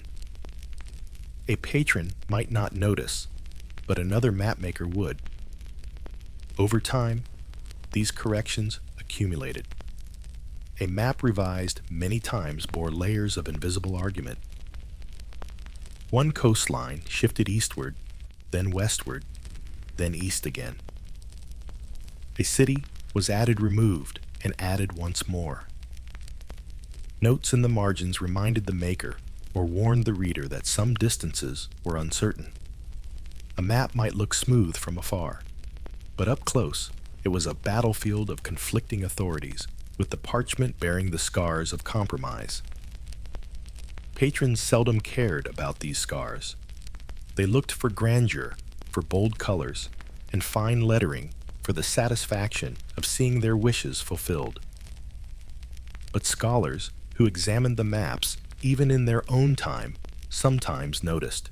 A monk copying a world map might pause at a scraped area and wonder why the coastline seemed hesitant. Was it ignorance or disagreement? The correction itself became part of the text, an unspoken record of doubt. The mapmaker learned to live with this uncertainty. Each correction reminded him that his work was provisional. There was no final map, no perfect version of the world. Every piece was subject to revision the moment a new patron arrived, a new rumor spread, or a new demand was voiced. His craft was less about creating permanence than about managing impermanence. This impermanence shaped his reputation. A mapmaker known for flexibility, for accommodating patrons, prospered. One who resisted corrections, insisting on his own judgment, risked losing commissions. Thus, humility became part of the profession.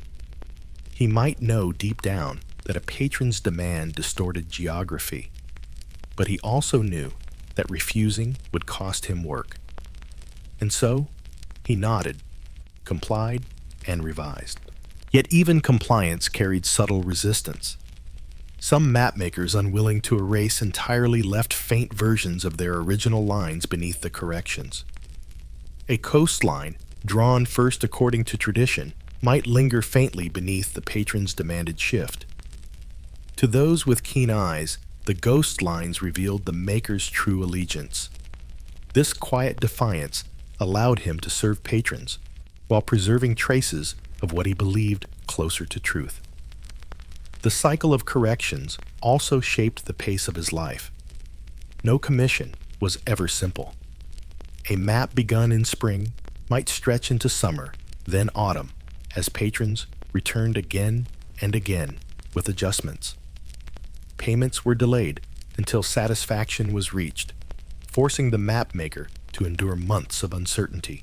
He could not rush. Each correction required drying, scraping, re-inking.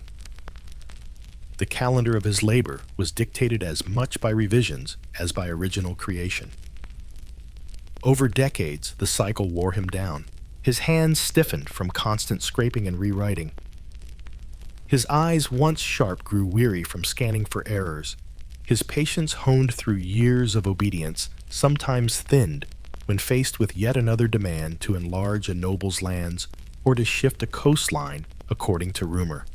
Yet he endured, because endurance was the essence of his craft. The irony was that these corrections, though frustrating, often prolonged the map's life. A map revised many times became more authoritative because it reflected multiple voices: merchants, patrons, scholars, monks. Each correction added layers of consensus. The very imperfections that scarred the parchment made it stronger in reputation. Patrons trusted maps that bore signs of revision, for they seemed more up-to-date, more responsive to new information. In this way, the endless cycle of corrections transformed fragility into credibility. But the credibility came at a cost distortion. Each patron's demand tilted the map away from consistency. A coastline shifted not because it was observed differently, but because it pleased the noble's pride. A city enlarged, not because it was truly vast, but because it flattered a monastery's sense of importance. Over time, the accumulation of these distortions created maps that were less about geography than about politics, faith, and vanity. And yet people accepted them. Patrons displayed them proudly. Monks copied them reverently. Merchants consulted them hopefully. The distortions mattered less than the fact that the map existed at all. A flawed map was better than no map. A distorted vision of the world was better than silence. The mapmaker, though weary of revisions, understood this. His corrections, however tedious, kept knowledge alive. Imagine him one evening, scraping away ink under lamplight, muttering prayers as he smoothed the parchment once more. His hands ache, his back stiffens, his patience thins. He has corrected the same coastline 3 times in a month each time to satisfy a different demand. He knows it will change again when another patron arrives. And yet, he continues. For this is his craft, his livelihood, his place in the chain of memory. The question that lingers is simple, though it cannot be answered easily when a map bears more of the patron's will than the mapmaker's hand. Does it still count as knowledge? Or does it become something else? An artifact of power, a mirror of desire, a record not of the world, but of those who paid to shape it. Section 3. A map in the Middle Ages was never a neutral object. Each correction, each addition, each shift in coastline or city placement was shaped by the voice of someone with power, a noble seeking prestige, a monastery seeking symbolic order, a merchant seeking assurance. The mapmaker, in his dim workshop, might have believed he was recording knowledge, but what he was truly recording was a negotiation between tradition, rumor, and the desires of those who paid. Over time, these negotiations left their marks not only on parchment, but on thought. Maps became less reflections of geography than reflections of authority. To see a city enlarged on a map was to accept its importance. To see a patron's coat of arms gleaming in gold was to associate his rule with permanence. In this way, the corrections demanded by patrons did not merely distort, they reshaped how people imagined the world. It is tempting to think of these distortions as flaws, but within their context, they were functions. A monastery's insistence on placing Jerusalem at the center of the world was not a mistake. It was a declaration of faith. A noble's demand that his lands appear larger was not ignorance. It was a claim to power. A merchant's correction of a trade route was not arrogance. It was an attempt to align maps with lived experience. Each correction, tedious as it was for the mapmaker, served a purpose beyond his control. The mapmaker became a mediator. He balanced the authority of ancient texts against the urgency of new reports. He balanced the vanity of patrons against the stability of tradition. His quill traced not only coastlines, but compromises. The finished map was not a perfect image of the world, but a record of how people wished to see it. In this sense, the endless cycle of corrections was not failure, but essence. The map was never final, because the world as they imagined it was never settled. Still, the toll on the mapmaker was real. Each revision meant hours of extra labor days, of delay, weeks of strain. Payment was postponed until patrons were satisfied. Materials were wasted and corrections pigments reapplied, parchment weakened by repeated scraping. His body bore the marks of this endlessness, sore wrists, failing eyesight, and a stoop from years bent over the bench. The correction shaped not only his maps, but his life, and yet he persisted, because persistence was the core of his craft. To be a map maker was not to seek perfection, but to endure imperfection over and over until a patron at last accepted the work. Each delivery brought relief. Each payment allowed bread on the table. Each satisfied nod from a noble or abbot kept the workshop alive. He endured, not because the maps were perfect, but because they were demanded. Strangely, it was the very accumulation of corrections that gave maps their longevity. A map revised many times bore the weight of multiple voices, the tradition of ancient texts, the claims of merchants, the vanity of patrons, the authority of the church. Such a map carried credibility, not because it was accurate, but because it embodied consensus. It was harder to dismiss, for too many hands and voices had shaped it. The scars of corrections became seals of legitimacy. Generations later, when scholars or explorers consulted these maps, they inherited not just lines on parchment, but the arguments embedded within them. They saw coastlines distorted by patron demands, routes shaped by rumor cities enlarged for prestige. They also saw the persistence of tradition, the survival of ancient knowledge alongside newer corrections. The maps became artifacts of debate, not of certainty. For us, this reveals a paradox. The endless corrections that frustrated the mapmaker gave his work endurance. Each revision bound the map to its time, anchoring it in the competing voices of faith, power, and commerce. Each scarred parchment became not only a tool, but a record of human negotiation. To study these maps now is to hear those voices faintly still echoing across centuries. And yet, one cannot help but imagine the mapmaker himself, weary in his later years, staring at a half-corrected map. He knows it will never be perfect, that another patron will demand changes, that no amount of scraping and rewriting will settle the disputes.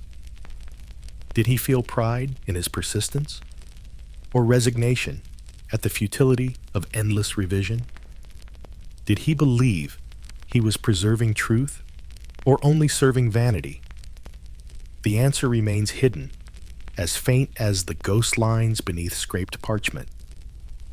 What remains visible is the outcome maps that were both fragile and enduring flawed, and influential products of compromise and symbols of authority. Perhaps this is the quiet lesson of his life, that truth in the medieval world was not a matter of precision, but of persistence. It was not what the mapmaker believed to be right, but what could be agreed upon through correction debate and compromise. In that sense, his endless scraping and rewriting did not diminish knowledge, but defined it. And so we close this story with an unresolved thought. If every map was shaped by the will of patrons, then how much of the world as it was imagined in the Middle Ages belonged to reality, and how much belonged only to the desires of those who could afford to have it drawn? Story 5. The Long Hours of Monastic Scriptoriums, Section 1. If the mapmaker's workshop was a place of commerce and patronage, the monastic scriptorium was its quieter counterpart. Here in stone-walled rooms, behind cloistered doors, monks bent over desks for hours each day, preserving knowledge through steady, repetitive copying. Among the texts they copied were theological treatises, chronicles, psalters, and occasionally maps. These maps, tucked into manuscripts or spread across parchment sheets, were not tools for merchants or nobles. They were aids for thought, for prayer, for contemplation of a world understood as God's creation. The rhythm of a scriptorium was unyielding. Bells rang to mark the hours of prayer, matins before dawn, lauds with the sunrise, prime terce, sext, none vespers, and compline. Between these sacred intervals lay time for work, and work meant copying. Each monk sat at a wooden desk angled to hold a sheet of parchment. A narrow window allowed light to fall across the page, though in winter it was often too dim to see clearly. The air was cold, the silence broken only by the scratching of quills and the rustle of turning parchment. For monks, copying was not simply labor, but devotion. To reproduce a text or map was to preserve divine order, to pass on the wisdom entrusted to the Church. Accuracy was demanded not in the modern sense, but in fidelity to tradition. If an ancient manuscript placed Jerusalem at the center of the world, the monk reproduced it without hesitation. If the text described monstrous races in distant lands, dog-headed men, or people with faces in their chests, these too found their way into the margins of maps. For the monk to copy was to affirm, not to question. The preparation of materials mirrored that of the mapmaker's workshop. Parchment was stretched and scraped ink mixed from gallnuts, pigments ground from minerals. But in monasteries, these tasks were shared communally. A novice might grind pigments, an older brother cut quills, another copy letters, another illuminate borders. The labor was divided, though the rhythm of repetition remained constant.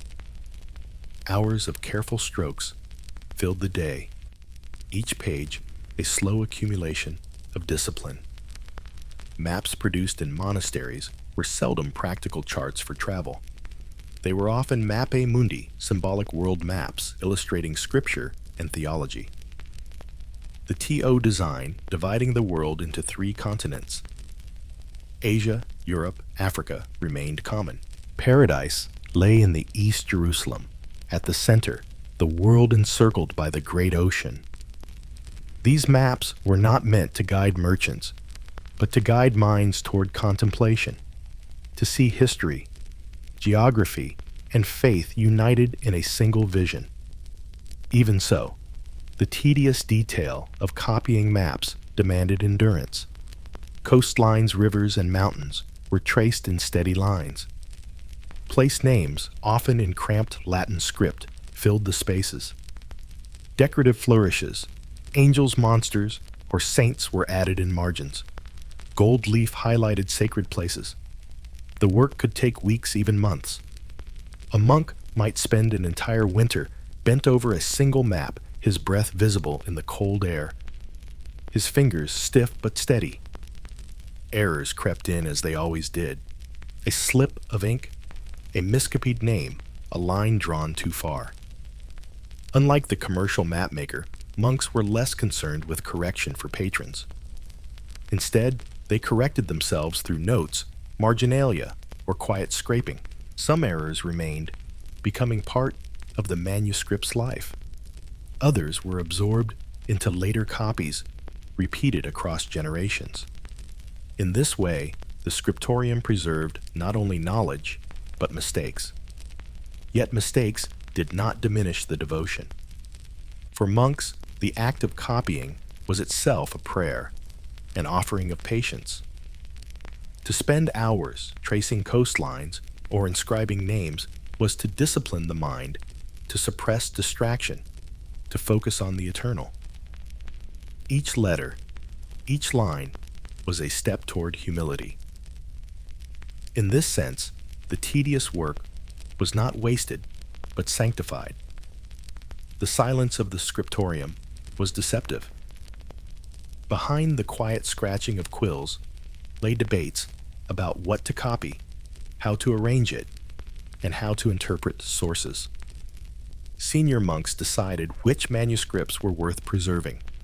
They debated whether new accounts from travelers should be trusted or whether ancient authorities should prevail. These decisions shaped the maps as surely as the quill itself.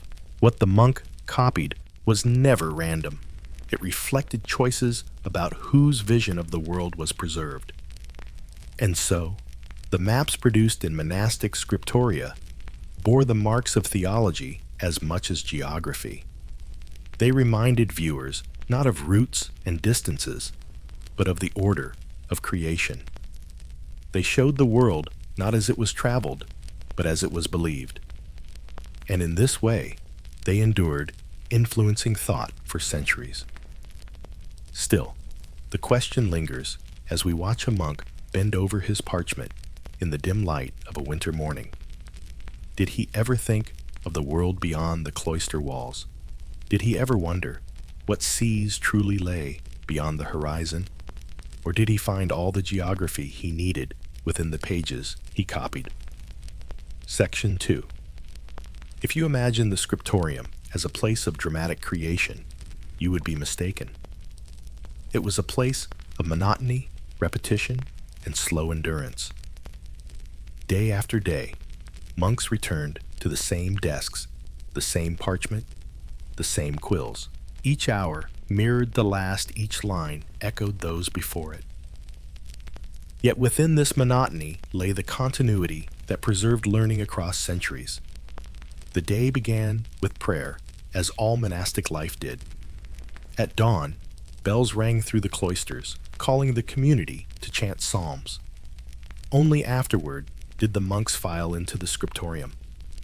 The room was usually long and narrow with wooden desks arranged in rows. Windows let in uneven light, often high and narrow, to maintain the sense of enclosure. In winter, the cold seeped through stone walls. In summer, the air grew stifling. The only constant was the silence broken only by the faint scraping of knives sharpening quills, the scratching of pens across parchment, or the occasional cough. Each monk had his task. Some prepared parchment cutting sheets to size, rubbing them with pumice, smoothing rough patches. Others mixed ink, checking its flow on scraps before pouring it into small horn containers. Copyists bent over their desks, tracing letters or lines. Illuminators added decoration, filling initials with color or applying gold leaf. Correctors reviewed completed sheets, comparing them against exemplars, marking mistakes in the margins. The work was divided, but the rhythm was shared, an unbroken chain of patience. When maps were copied, they were often inserted into manuscripts, part of theological works, chronicles, or encyclopedic collections. They might illustrate the order of the world, the journeys of apostles, or the distribution of peoples after the flood. For the monk copying them, the task was no different than inscribing words. Coastlines were traced as carefully as sentences, rivers drawn with the same steadiness as columns of script. To him, the distinction between text and image was small. Both were forms of writing. The maps, however, required more than simple lines. They demanded lettering in cramped spaces, decoration for borders, sometimes entire scenes in miniature. One monk might spend weeks on a single page, carefully filling the margins with drawings of strange creatures, fish lions, dog-headed men, while another inscribed names of cities in tiny Latin script. Hours blurred as hands cramped, eyes strained, and backs stiffened. Breaks were few, limited to meals and prayer. The monotony could be crushing. Many monks left notes of complaint in the margins of their work. In manuscripts that survive, one finds phrases like, "Writing is excessive drudgery," or "Thank God, it will soon be dark." Such notes remind us that for all its sanctity, the labor of copying was exhausting. The Scriptorium was a place of devotion, but also of weariness. The same must have been true when copying maps. Behind the neat lines and bright pigments lay fatigue and tedium. Yet this monotony was the very condition of preservation. Without it, knowledge would not have survived. Each monk, by repeating what had been written before, ensured continuity.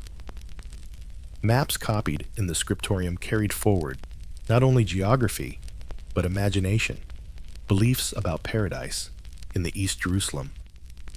At the center, monstrous races at the margins. These ideas endured not because they were tested, but because they were copied. Repetition, not verification, defined truth. Occasionally, new information entered the cloister. Pilgrims returned from the Holy Land, merchants passed through. With tales of distant lands, crusaders carried back stories of battles and cities. Monks listened sometimes, noting these details in chronicles. But when it came to maps, they were cautious. Rarely did they replace tradition with rumor. Instead, they might add small notes in the margins. Here are said to dwell the people who eat raw flesh, or beyond this sea lies a land of great riches. The map itself remained traditional, but the margins whispered of new possibilities. The cycle of copying also introduced distortions. Each time a map was traced, small changes crept in. A coastline shifted, a river bent differently. A city's name was misspelled. These errors compounded over generations, producing strange variations. A city might appear in one copy, but vanish in another. An island might drift northward from manuscript to manuscript. To us, these distortions look like mistakes. To the monks, they were simply the natural result of copying unnoticed amid the repetition. Yet despite errors, the essential structure endured. Jerusalem remained at the center paradise in the east, the world encircled by ocean. This persistence reflected the priorities of the Scriptorium. The goal was not accuracy, but stability. Maps were meant to reflect divine order, not geographic precision. The tedious hours of copying ensured that this vision remained unchanged, carried through centuries of ink and parchment. The communal nature of the Scriptorium reinforced this stability. No monk worked in isolation. Correctors checked the work of copyists. Illuminators decorated according to established patterns. Librarians selected exemplars to be copied. The process was collective, with each stage reinforcing the last. In this way, the map that emerged from the Scriptorium was not the product of one hand, but of many. It was less an individual creation than a communal offering shaped by the discipline of the whole monastery. Still, we must imagine the individuals within this system. Picture a monk, middle-aged, his eyesight dimmed from years at the desk. He bends over a map, carefully tracing the outlines of the Mediterranean. He has never seen the sea, never left the cloister walls, yet he inscribes coastlines with confidence. His confidence does not come from observation, but from tradition. He copies because others copied before him. and he trusts the chain of memory more than his own imagination. As he works, the hours slip by, marked by the ringing of bells. He pauses for sex-chanting psalms with his brothers, then returns to his desk. By evening, his hands ache, his eyes blur, and the map before him looks only half finished. He sighs, mutters a prayer of patience, and sets down his quill. Tomorrow, the same labor will continue. The map will grow slowly, line by line, until it resembles the exemplar that lies beside it. This was the reality of the Scriptorium progress, measured not in leaps, but in inches. The world was preserved through monotony, through the willingness of men to endure the same task day after day. It is easy to call it dull, but without this dullness, maps would not have survived. And yet one wonders, did the monks ever feel the tension between the world outside and the one they copied within? Did they suspect that the seas, rivers, and lands might differ from what their pens inscribed? Or did they believe, with quiet certainty, that the act of copying itself was truth enough? Section 3.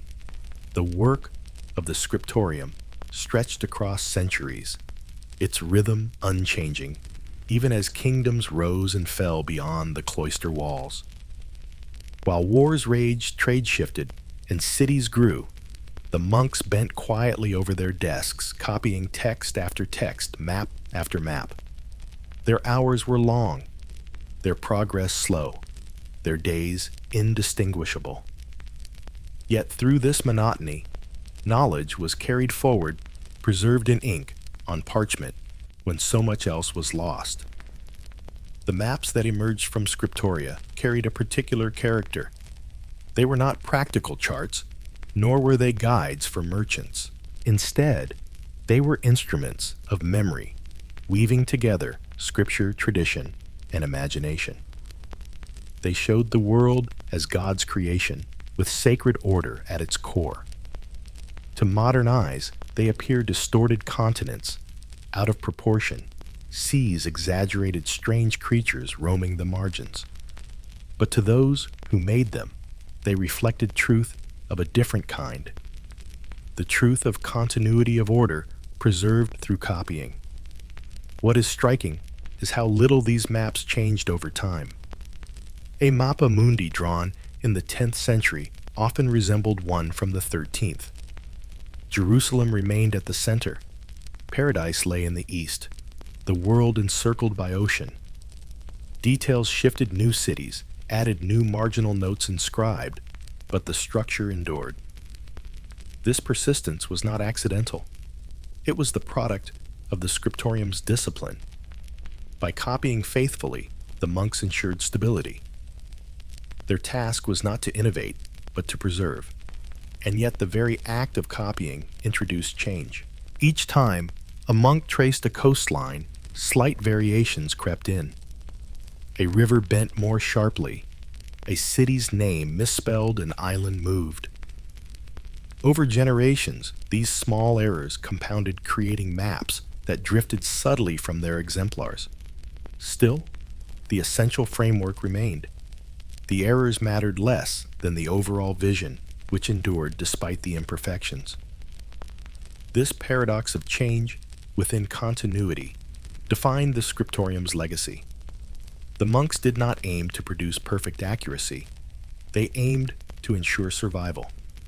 By doing so, they preserved not only knowledge, but also error, not only truth, but also imagination. Their maps tell us less about geography than about how medieval people understood their place in creation. They remind us that history is not only what happened, but also what people believed. For the monks themselves, the significance may have felt distant. Their daily lives were consumed by repetition, the sharpening of quills, the mixing of ink, the steady tracing of letters and lines. They did not think of centuries to come. They thought only of finishing a page, of completing a manuscript, of fulfilling obedience. Their reward lay not in recognition, but in discipline, in the belief that each copied line was an offering to God. Still, glimpses of individuality emerge in the margins. Some monks scribbled complaints. "Oh, my hand, this parchment is thin. Writing is a bitter task." Others inserted prayers. "Lord, forgive my errors. May this work serve thee." These marginal notes remind us that behind the silence of the scriptorium were human beings, weary but persistent, whose labor carried weight beyond their own lives. When we look at the maps they produced, we see more than coastlines and rivers. We see centuries of endurance.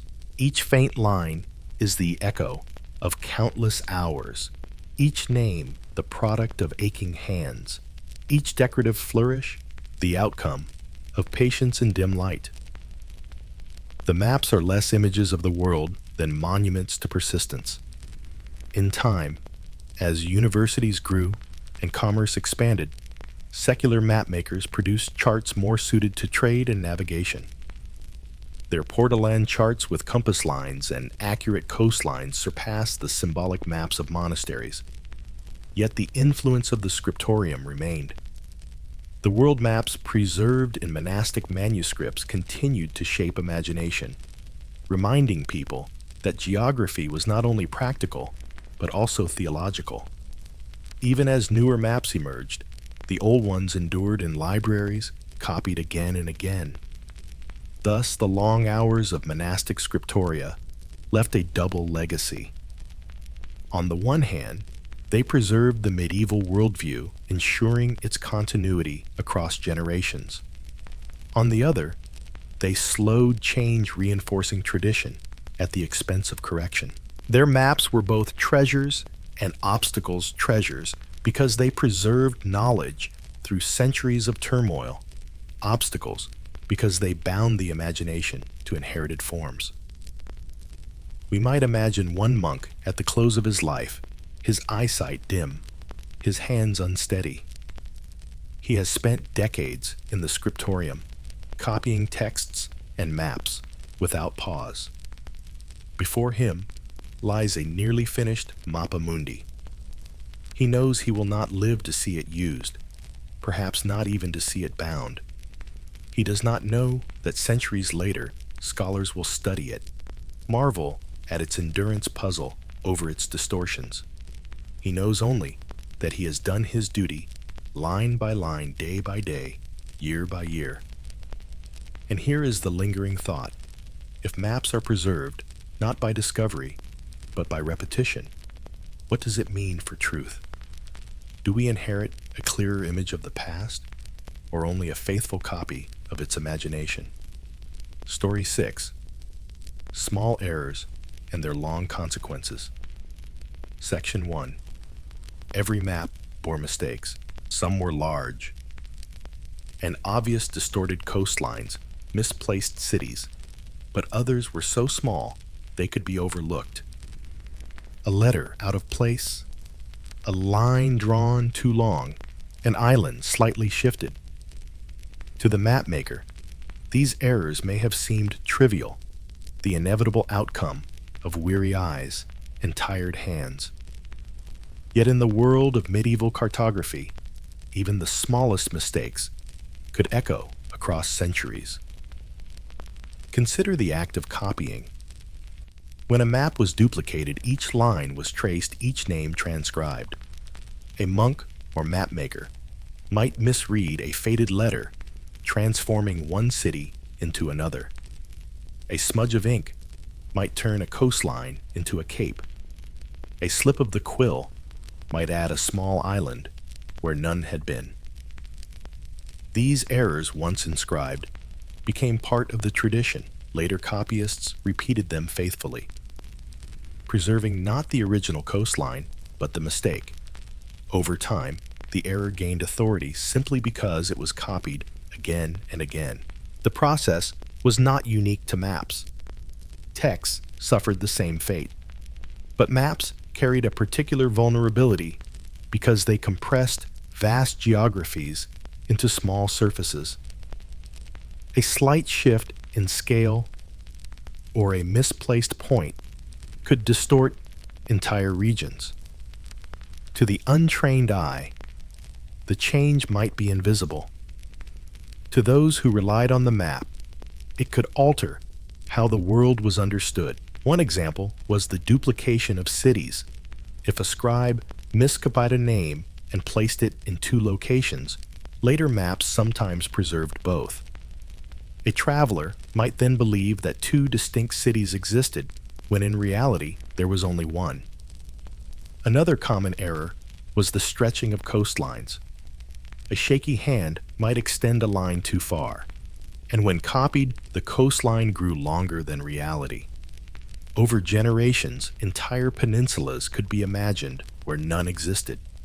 These mistakes mattered because maps carried authority. A merchant might trust a map more than a sailor's memory. A monastery might see it as confirmation of scripture. A noble might display it as proof of dominion. Once an error appeared on a map, it was not easily dismissed. Instead, it became part of the mental landscape of its age. Expeditions might be planned to reach Phantom Islands. Claims might be staked on lands distorted by miscopied lines. To the mapmaker himself, the error may have been invisible. He worked in dim light, his eyes straining over cramped script. He copied letters as best he could, tracing lines with patience. If a name was misspelled or a line misplaced, he might not notice. Even if he did, scraping parchment carried risks. Better to leave a small error than to ruin the sheet entirely. Thus, mistakes were allowed to stand. But mistakes also revealed something deeper, the limits of knowledge. Medieval mapmakers did not measure with precision instruments or verify with surveys. They relied on texts, rumors, and tradition. An error was not only a slip of the hand, it was a symptom of uncertainty. When a merchant's account conflicted with a manuscript, the mapmaker had to choose. Either choice might introduce distortion. In this way, errors were not accidents alone, but the natural outcome of working with fragmentary information. Over time, small errors accumulated. A coastline bent slightly out of place. A city shifted a river misplaced. Layered together, these distortions created maps that bore little resemblance to reality. Yet they endured because each copy confirmed the authority of the one before it. A mistake repeated enough times ceased to look like error. It became tradition. The persistence of errors also reflected the patience of the craft. Mapmakers were not rewarded for innovation, but for fidelity. To correct a mistake was to risk contradicting authority, whether ancient texts or powerful patrons. Most chose to repeat rather than revise. Thus, the chain of error stretched across generations, binding the imagination of the world to the smallest slips of ink. And yet errors were not without value. They remind us that history is not only the record of what was known, but also of what was believed. A phantom island, a misplaced city, a distorted coastline, all these show how medieval people imagined their world. The errors reveal not only ignorance, but also desire, the hope for distant lands, the belief in monstrous races, the assertion of power.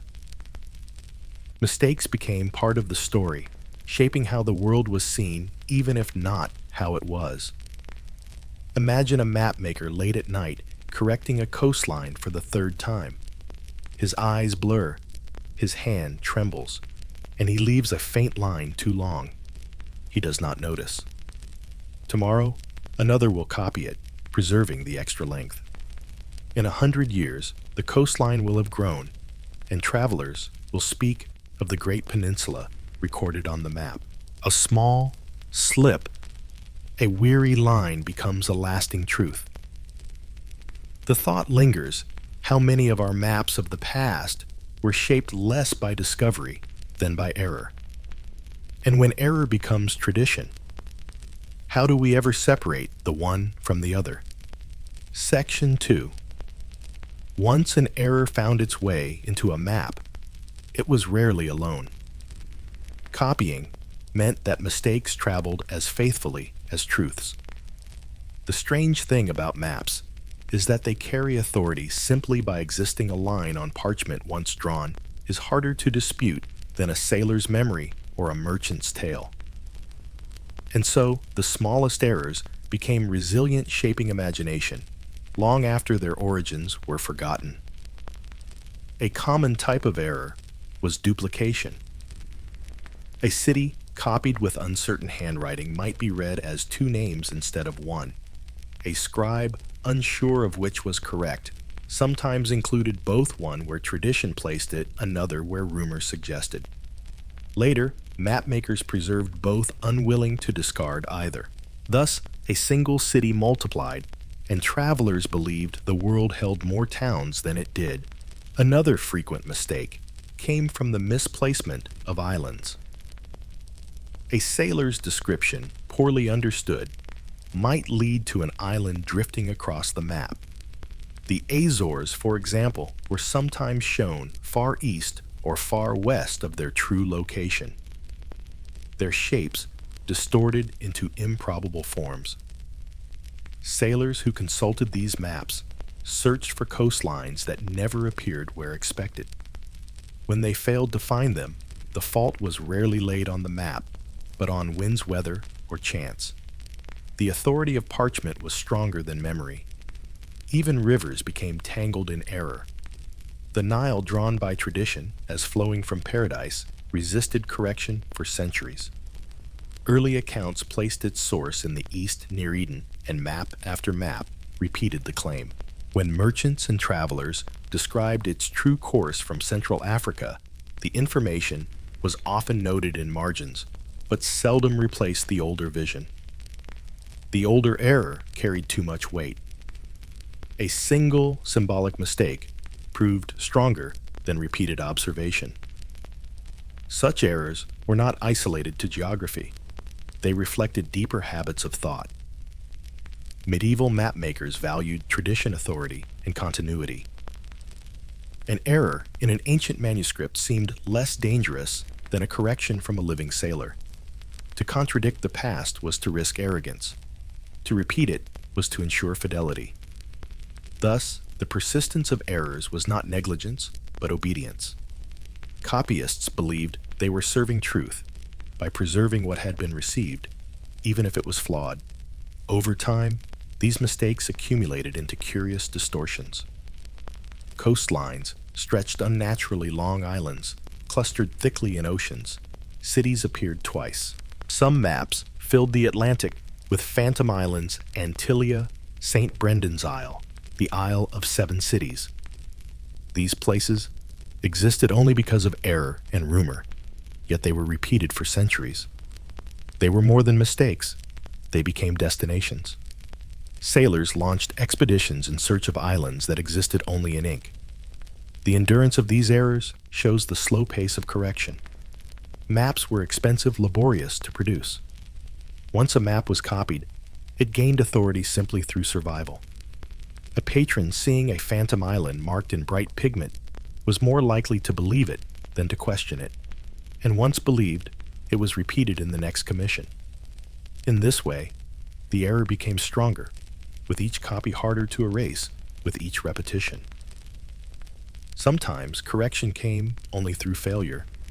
When sailors sought an island repeatedly and failed to find it, doubt spread. Even then, mapmakers hesitated to erase. Instead, they left notes. This island is said to exist, though not all agree. Such cautious marginalia preserved both error and correction, leaving the decision to the reader. The map remained a palimpsest of uncertainty, carrying forward not certainty, but debate. To us, these distortions seem obvious. We know that Antilia never existed, that the Nile does not flow from paradise, that the world is not encircled by monstrous races. But to medieval mapmakers and their patrons, these errors were not absurd. They reflected the world as it was believed, and belief carried weight. The persistence of error shows us how people thought, what they valued, and what they feared. From the perspective of the mapmaker, these mistakes were less dramatic. He bent over parchment, copying letters, tracing lines, If he misread a faded word, he simply inscribed what seemed correct. If his hand slipped, he adjusted as best he could. His goal was completion, not innovation. He did not imagine that a small slip of ink might shape voyages centuries later. His concern was immediate: to satisfy a patron, to finish a commission, to preserve tradition. The long consequences of his mistakes were invisible to him. Still, the question lingers. Did he ever suspect? Did he ever glance at a phantom island drawn from rumor and wonder whether it truly existed? Did he ever recognize his own slip of the hand and imagine that others would copy it faithfully for generations? Or did he trust, as so many did, that what was copied was what was true? The endurance of errors reminds us that maps are as much about imagination as geography. Each mistake is a trace of belief, a reminder that the world is always filtered through perception. What is drawn is not only what is seen, but what is thought. And in the medieval world, what was thought often outweighed what was observed. Thus, small errors became long traditions. A misplaced line became a peninsula. A doubled city became two towns. A phantom island became a goal of voyages. The consequences stretched far beyond the weary hand that made the first mistake. And so we end this section with the unresolved thought: if centuries of maps preserved errors as faithfully as truths, how do we even now know that the maps we inherit are free from the quiet mistakes of tired hands long forgotten? Section 3.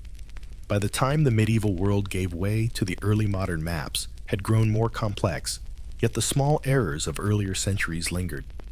They were copied into new atlases, painted onto globes, and carried aboard ships that set out into seas unknown. A slip of ink made in a dim scriptorium, or a miscopied name repeated in a guild workshop, now had consequences in voyages of discovery. Explorers studied maps, not only for what they showed, but for what they suggested. A cluster of islands in the Atlantic, repeated across generations of charts, became the imagined stepping stones toward new lands.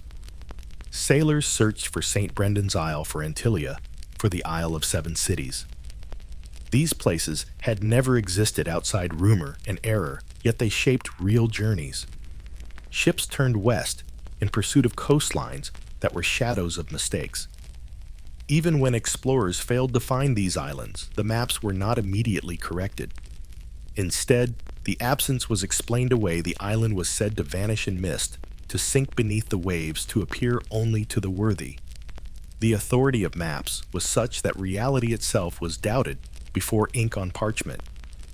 In this way, a small error became not only a cartographic tradition, but a cultural myth enduring through centuries of belief. Errors shaped land as well as sea. Inland cities were sometimes misplaced by entire degrees of latitude, yet the maps that showed them were copied faithfully. A merchant might search in vain for a town drawn in two places. A traveler might pass through a region where the promised city did not exist, but the fault was rarely placed on the map. Instead, the traveler assumed he had missed the road, or that the city had declined into obscurity.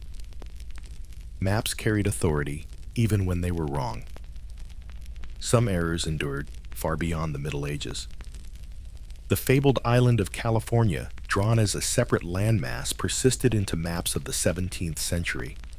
It began as a literary invention passed into charts through misreading and gained permanence through repetition. For decades, sailors navigated with maps that showed California as an island. The small error once born of rumor and copying became a long-standing conviction. The persistence of these mistakes reveals something profound about the nature of maps. They are not only tools of measurement, but instruments of imagination. They show the world not as it is, but as it is believed to be. In this sense, errors were not failures, but evidence of belief. A phantom island is not simply a distortion. It is a record of human hope for discovery of curiosity about what lay beyond the horizon. A doubled city is not merely a mistake. It is a testament to the faith placed in tradition, even when uncertain. For the mapmaker, however, these consequences were invisible. He worked at his bench, focused on lines and letters, concerned only with finishing a commission. He did not imagine that a misplaced island would inspire voyages a century later, or that a slip of the quill would shape maps across continents. His mistakes, like his careful lines, were part of a larger chain he could not see. His role was humble, to copy faithfully, to preserve tradition, to endure the monotony of correction and repetition. The long echoes of his errors were beyond his imagination. Yet those echoes remind us that history is fragile. Knowledge is not a straight path toward clarity, but a tangled web of truth, error, belief, and imagination. Each map bears this complexity. It is at once a record of geography and of human thought, of what was seen and of what was hoped. The small errors preserved so faithfully are as revealing as the accurate lines. They show us not only where people went, but how they dreamed. In the dim light of his workshop, the mapmaker sharpened. His quill scraped a patch of parchment and traced a line slightly too long. He did not notice. He moved on to the next name, the next coastline, the next patient stroke of ink. For him, it was one more day of labor, indistinguishable from others. For those who came later, it was the beginning of a tradition, a mistake carried forward until it became a part of history itself. And here we leave this story with its unresolved question. When the errors of the past shape the maps of the future, do we live in a world defined by truth, or by the long shadows of mistakes too small to notice at the time? Story 7: Journeys Never Taken, but Carefully Measured. Section 1. The medieval mapmaker rarely traveled. His world was bounded by the walls of his workshop, the streets of his town, perhaps the roads leading to nearby cities. His hands moved across parchment to inscribe coastlines and rivers, yet his feet seldom touched the lands he drew. Most of the journeys recorded on his maps were ones he would never take, and yet he measured them carefully, as though his quill had walked the miles itself. This paradox lay at the heart of his craft. A sailor knew the feel of currents, the shape of coastlines, the smell of foreign ports. A merchant knew the dust of caravan roads, the danger of bandits, the sound of strange tongues in distant markets. The mapmaker knew only words, reports passed across his table manuscripts, laid before him, rumors spoken by travelers. From these fragments, he constructed whole worlds, reducing experience to lines and names. His journeys were made not on horseback or ship, but in ink. The process began with lists. Merchants and pilgrims often described their routes in terms of days: 3 days from this port to that, 5 days between these cities, 10 days across this desert. The mapmaker recorded these carefully, lining them up like beads on a string. He then translated them into relative distance spacing ports and towns according to time rather than miles. A journey never taken became a line on parchment, measured not by his eyes, but by someone else's memory. Sometimes he copied directly from texts.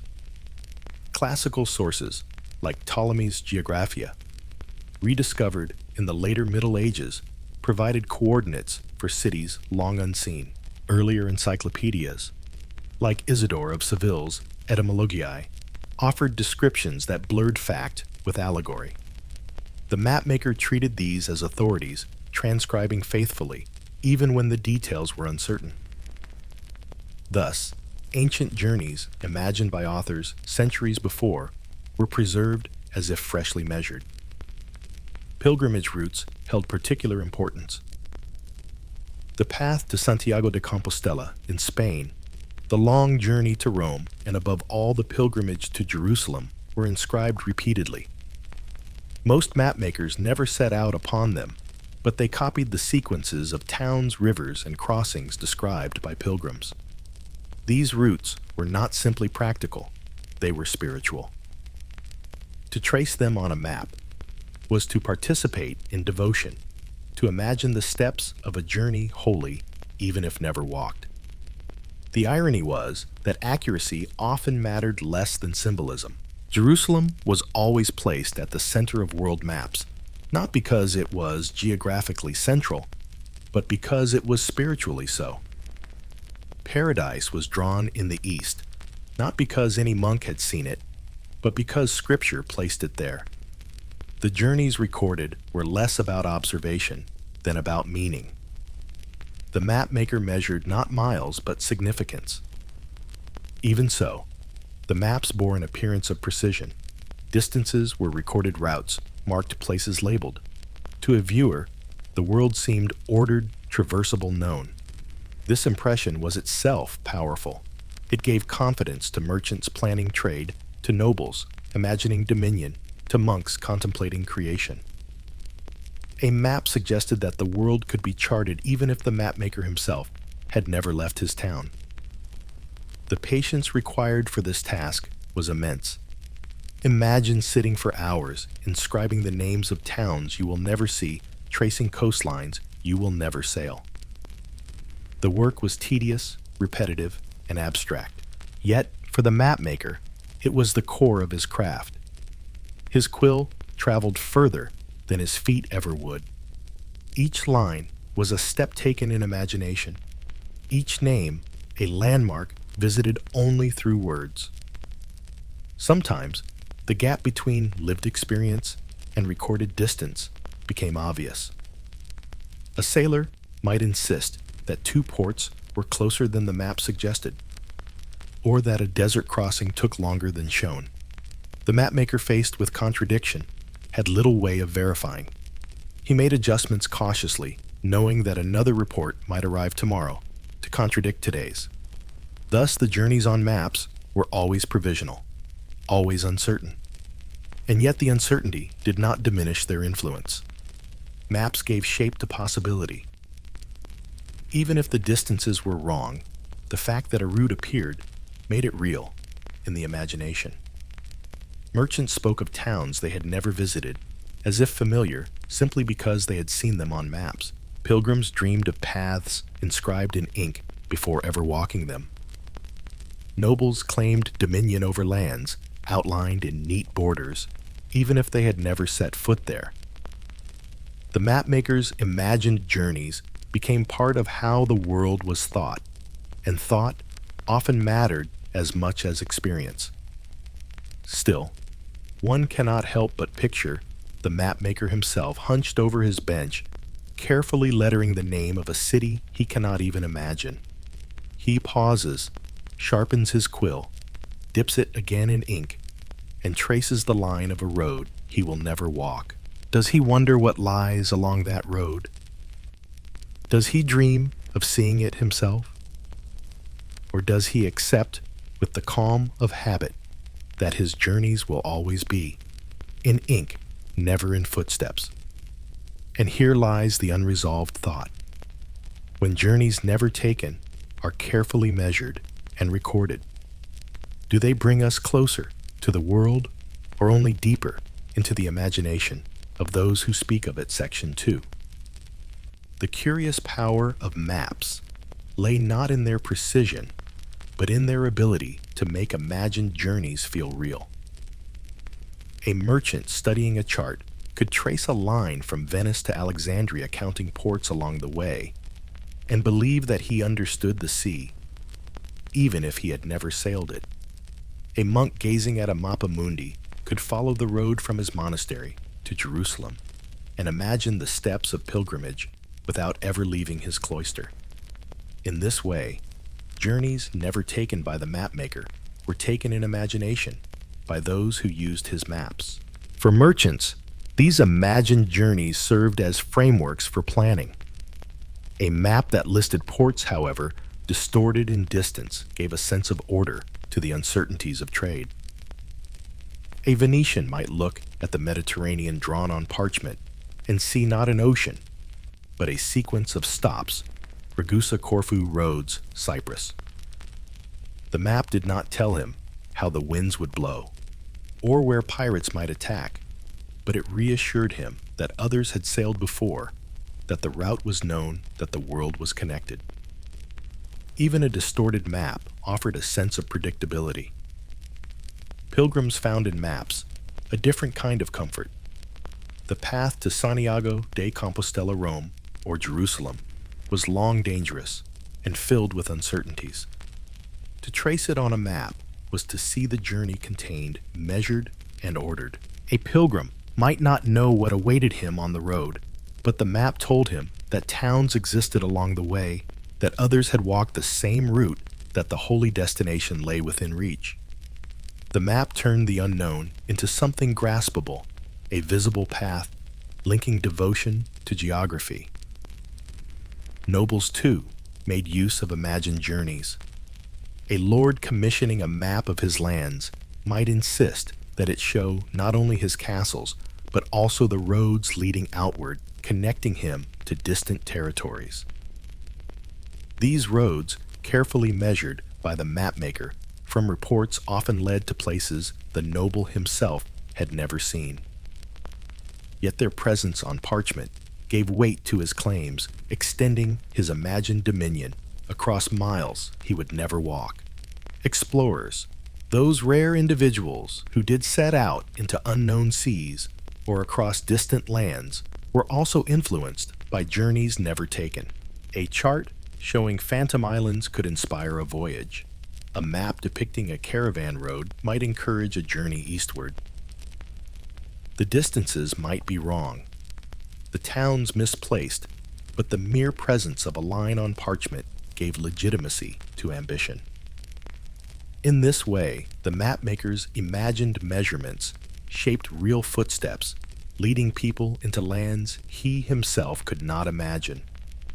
The irony is that many of these journeys existed more securely on maps than in reality. A phantom island might never be seen, yet it was drawn so often that it felt more real than distant lands known only through rumor. A road inscribed on parchment gave the illusion of permanence, even if it shifted with seasons, wars, or bandits. A city placed twice on a map might seem to multiply, existing in imagination, even when travelers found only one. The map gave solidity to uncertainty, transforming words and rumors into lines and names. For the mapmaker, the act of measuring these journeys was tedious. He copied lists of towns, marked lines between them, and inscribed distances in days of travel. He worked not with experience, but with fragments of memory, someone else's description, someone else's manuscript. His quill walked roads he would never see, his ink traced voyages he would never take. Yet through repetition, he gave form to these paths, embedding them into the imagination of his world. The tension between truth and belief was ever present. Merchants sometimes returned from voyages complaining that a route was shorter or longer than shown. Pilgrims reported towns missing from the maps or distances mismeasured. Yet the mapmaker could not travel to confirm. He made adjustments cautiously, sometimes noting doubts in the margins. The maps were never final, never certain, but they endured because even an imperfect path was better than none. The persistence of these imagined journeys shaped how people thought about geography itself. The world was not measured by fixed miles, but by relationships. This town, 3 days from that, this port, a week's sail from another. Distances were elastic, changing with the wind, the terrain, the season. Yet on parchment, they appeared fixed, measured, certain. The map gave stability to what in reality was shifting. In this sense, the mapmaker's greatest contribution was not accuracy, but imagination. By inscribing journeys never taken, he made the world feel knowable. He offered merchants, pilgrims, nobles, and explorers a vision of connection. The routes may have been flawed, the distances distorted, but the very act of drawing them made them part of the shared mental landscape of the age. Still, we cannot help but wonder about the man himself. As he traced yet another road to Jerusalem, did he dream of walking it? As he measured another caravan route eastward, did he imagine the markets of Samarkand or the palaces of Cathay?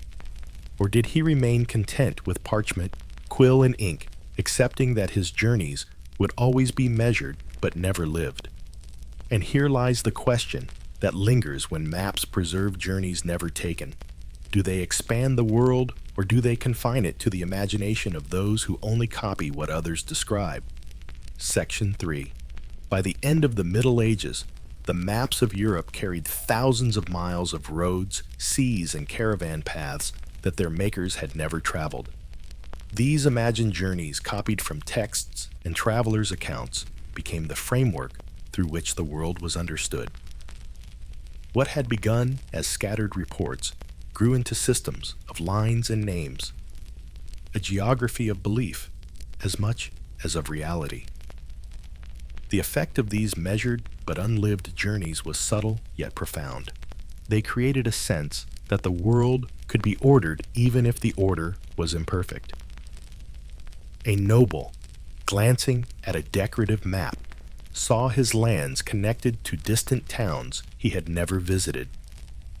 A merchant, spreading a portolan chart across a table, planned voyages along routes he had only heard of. A monk, studying a Mappa Mundi in his cloister, traced the path from Eden to Jerusalem, imagining salvation mapped upon creation. None of them needed the map to be exact.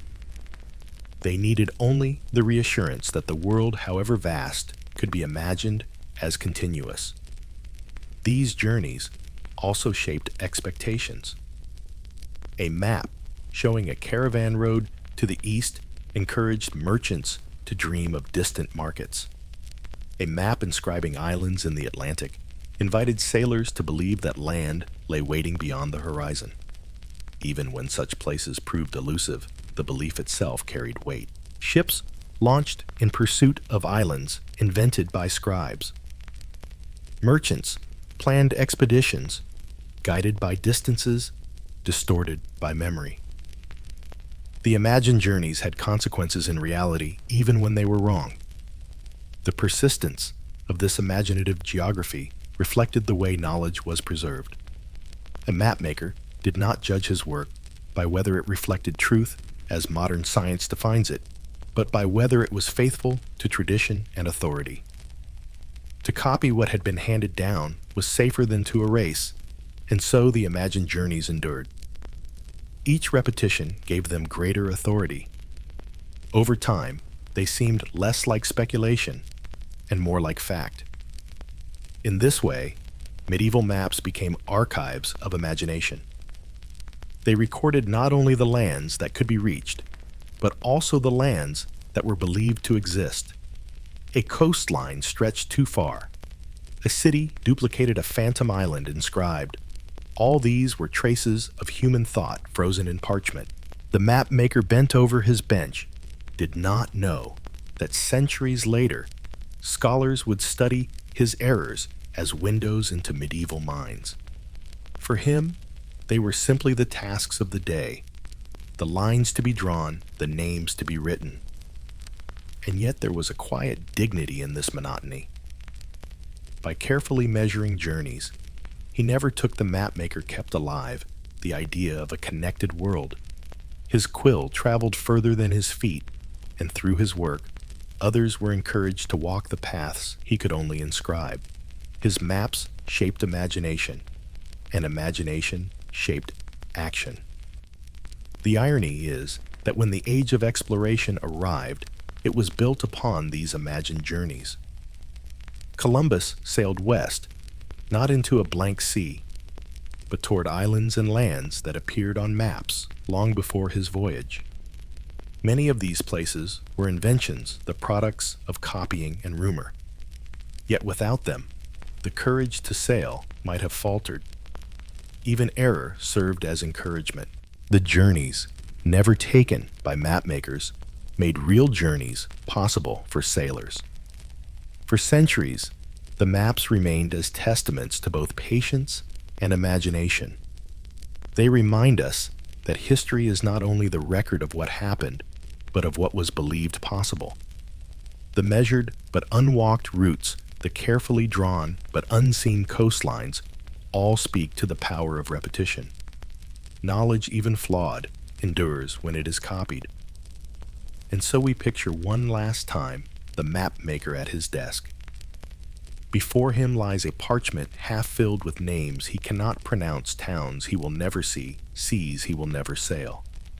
His hand moves steadily, line after line, measuring a world he does not know. He is not an explorer, not a merchant, not a pilgrim. Yet his work carries them all. His imagined journeys become their real ones. The question that lingers is simple, but unresolved. When so much of the medieval world was charted by those who never left their towns, did maps expand reality? Or did they merely trap imagination in the lines of tradition? Story 8. The Mapmaker's Legacy and Forgotten Name. Section 1. When you hold a medieval map today carefully preserved in an archive or museum, you rarely know who made it. The parchment carries lines of ink, the faint gleam of pigments, the scars of corrections, but the maker's name is absent. The irony of the mapmaker's life is that his work endured sometimes for centuries, while his own memory faded into silence. His legacy was preserved in maps, yet his identity was forgotten. This anonymity was not unusual in the Middle Ages. Many artisans, scribes, masons, painters labored without signature. Cathedrals rose skyward filled with carvings and stained glass, yet we rarely know the names of those who built them. In monasteries, humility demanded silence. To sign one's work was to claim ownership of what belonged to God. In guild workshops, the master's name sometimes appeared, but apprentices and journeymen remained hidden. The mapmaker, too, worked within this culture of anonymity. His role was not to glorify himself, but to serve patron tradition and community. The result was that maps, while carefully made, rarely carried signatures. A patron might be named, a monastery might be credited, but the hand that traced the lines was left unnamed. To the mapmaker, this was expected. His satisfaction came not from fame, but from completion. Payment, whether in coin or sustenance, was reward enough. To finish a map was to fulfill a duty. Recognition beyond that was neither sought nor given, and yet the maps themselves endured. Rolled and stored in chests hung on walls or bound into manuscripts, they traveled further than their makers ever did. Some crossed seas carried by merchants or pilgrims. Others lay in monasteries for centuries, waiting to be rediscovered by later scholars. A few became famous, like the Hereford Mappa Mundi in England or the Catalan Atlas in Spain. These works bore the marks of anonymous hands, patient and steady, whose names are lost, though their lines remain. This contrast between enduring work and forgotten maker speaks to the nature of medieval knowledge. It was communal, not individual. A map was not seen as the invention of one person, but as part of a tradition stretching backward and forward. The authority of a map lay not in who made it, but in the chain of sources it preserved. To be forgotten was not failure. It was simply part of the role. Still, one wonders about the man himself. He bent for hours at his bench, scraped mistakes endured, patron demands, traced coastlines from memory and rumor. He lived a life of monotony, patience, and endurance. Did he ever pause to think about what would become of his work? Did he imagine that centuries later, scholars would marvel at the maps while knowing nothing of the man who drew them? Or did he accept with humility that his name did not matter so long as the lines endured? The forgotten mapmaker is in a sense every craftsman of his age. His life was ordinary, his days repetitive, his work quiet. He did not seek glory, and glory did not seek him. Yet through his maps, he shaped how others imagined the world. Merchants planned voyages. Nobles displayed dominion. Monks contemplated creation, all with the help of maps made by hands they would never know. The mapmaker's anonymity was the price of his influence. The materials he used also ensured his silence. Parchment bore the scars of ink and pigment, but rarely carried personal notes. Unlike scribes who sometimes left marginal complaints, mapmakers left little trace of themselves. Their focus was on the product, not the process. The quill, the compass, the pigments all pointed outward toward the world being drawn, not inward toward the man drawing it. His identity dissolved into his craft. Yet paradoxically, the persistence of his maps is his true legacy. Even if his name is lost, his labor remains visible. Each faint line of coastline, each careful letter, each patch of scraped correction testifies to his presence. To study a medieval map is to glimpse the hand of someone long forgotten, a ghostly trace of endurance. The anonymity that erased his name also preserved his dignity. His work stands not as his own, but as part of something larger, the long chain of memory. And so the question remains, is it better to be remembered by name or to be remembered by work? The medieval mapmaker may not have chosen, but his fate suggests that the endurance of his maps mattered more than the endurance of his identity. Section 2. If you open a medieval map today, you may find inscriptions in its margins. Sometimes the name of a patron appears made at the command of Lord so-and-so, or commissioned by the monastery of Saint Benedict. Sometimes a date is given, or a place drawn in Venice in the year of our Lord. But the name of the person who held the quill is almost always absent. The mapmaker lived in his work, but he did not live in its record. This erasure was partly cultural. In the medieval imagination, knowledge was a gift handed down from the ancients and sanctified by tradition. The role of the craftsman was not to invent, but to preserve. To place one's own name upon a map would suggest ownership of what was thought to belong to God, the Church, or the community. Just as monks copied scripture without signatures, so too did mapmakers reproduce geography without claiming credit. The work mattered more than the worker. Yet traces of the mapmaker survive in other ways. His patrons remembered him, at least briefly. A noble might boast of commissioning a fine chart praising its beauty or usefulness. A monastery might note in its records the payment made to a craftsman.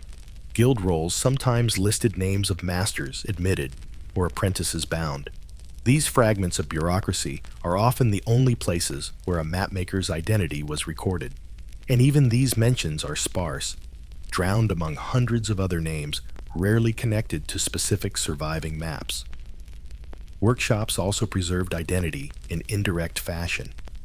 A style of lettering, a method of decoration, a preference for certain pigments all could suggest a particular school or city.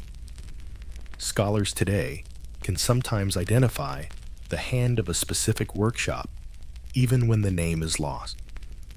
A cluster of maps sharing the same flourishes might be attributed to the Genoese school or the Majorcan tradition. In this sense, the mapmaker lives on not as an individual, but as part of a collective identity. His work is recognized, but his name is gone. The contrast between patron and craftsman is striking. Patrons insisted on being remembered. Their coats of arms, gilded in the corners of maps, proclaimed their identity. Their names, written in bold script, declared ownership. They are remembered not for making the maps, but for paying for them. The mapmaker who bent over the parchment for months left only faint lines of ink. History remembered the payer, not the maker. This imbalance was not unique to cartography. Painters, sculptors, and masons faced the same fate. Cathedrals stood for centuries, their patrons remembered in stone effigies, while the hands that built them remained anonymous. The medieval world valued collective labor and patronage more than individual artistry. Only in later centuries did the idea of the artist as a named genius emerge. The mapmaker lived before that shift in a world where his anonymity was natural. And yet anonymity was not quite the same as absence. Each map carries fingerprints of individuality. The way letters were formed, the choice of pigments, the neatness of lines. A careful eye can sometimes distinguish one hand from another, even across different maps. Scholars of cartography, comparing maps side by side, occasionally recognize the same style of script, the same decorative habit, the same rhythm of line. In this way, the mapmaker's identity survives not in name, but in gesture. His personality is embedded invisibly in the work waiting to be noticed centuries later. The survival of maps themselves was uneven. Many were lost to fire flood or neglect. Others were worn out through use, their surfaces scarred by folding, rolling, or handling. Only a fraction remains scattered across libraries and archives. Each surviving map is a survivor of chance, a fragment of a much larger body of work now gone. The mapmaker's legacy, therefore, is fragmented too. His life represented by scattered survivors. His name erased, his story, irretrievable. Still, this fragmentary survival carries meaning. To study a medieval map is to glimpse the persistence of patience. Each line testifies to the hours of labor, each letter to the discipline of repetition. Even if the mapmaker's name is gone, his endurance remains visible. His work, though anonymous, outlived him, and in a sense, that was the point. He did not strive for fame. He strove for continuity. There is something humbling in this anonymity. Modern thought prizes recognition, authorship, individuality. But the medieval mapmaker lived in a world where anonymity was not erasure, but service. To be forgotten by name was not to be meaningless. It was to be part of something larger, the long chain of transmission that carried knowledge forward. His legacy was not his own life, but the endurance of his maps. And yet the thought lingers. Did he ever wish to be remembered?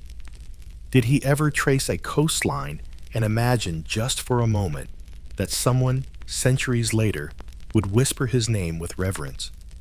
Did he long, even briefly, for recognition beyond his workshop? Or did he accept with quiet resignation that the price of endurance was silence? The answer is lost, just as his name is lost. What remains is the paradox. His maps endure, his identity does not. The lines remain vivid, the name is gone. And so we close this section with the unresolved question. Is the truest legacy the endurance of one's work, or the endurance of one's name? Section 3. When we think of history, we often imagine names: kings, generals, explorers, those whose deeds were written into chronicles and remembered across centuries. But the survival of history itself depended less on these celebrated figures than on the thousands of unnamed hands who copied, built, and preserved. The medieval mapmaker was one of them. His name is gone, his life invisible, yet his labor remains inscribed in lines of ink. His legacy is not fame, but endurance, a strange kind of immortality without recognition. The anonymity of the mapmaker was not unusual. The masons who raised cathedral walls, the glass workers who shaped stained windows, the scribes who copied scripture, all labored in silence, known only to their communities, forgotten by posterity. Their contributions were absorbed into collective achievement. Cathedrals stand manuscripts, survive maps endure, but the hands that made them are shadows. The medieval world prized continuity more than individuality. To preserve knowledge was more important than to claim authorship. This anonymity carries a quiet dignity. The mapmaker did not labor for glory. He labored because it was his task, his duty, his survival. He bent over parchment for hours, not to be remembered, but to complete a commission, to satisfy a patron, to fulfill an obligation. His reward was not renown, but the completion of the work itself. There is humility in this, but also strength. His patience allowed maps to endure. His obscurity ensured their authority as communal rather than personal. And yet, there is also loss. Without names, the individuality of the mapmakers disappears. We cannot know their voices, their thoughts, their private dreams. We cannot hear their complaints beyond the occasional note scribbled in margins. Their maps are their only speech, and even that speech is muffled by tradition, repetition, and patron demands. We glimpse their presence only faintly in the style of a line or the neatness of a script. Their humanity is filtered through anonymity. Still, the endurance of their work suggests another way of remembering. Perhaps the mapmaker's legacy is not in the preservation of his own identity, but in the survival of imagination itself. The world he traced, though distorted, carried forward the sense that the earth could be charted, measured, connected. His lines gave later generations a foundation upon which to build. His maps were stepping stones, however flawed, toward the broader horizons of exploration. In this sense, his forgotten name is less important than the endurance of his lines. The irony is that his maps were often wrong.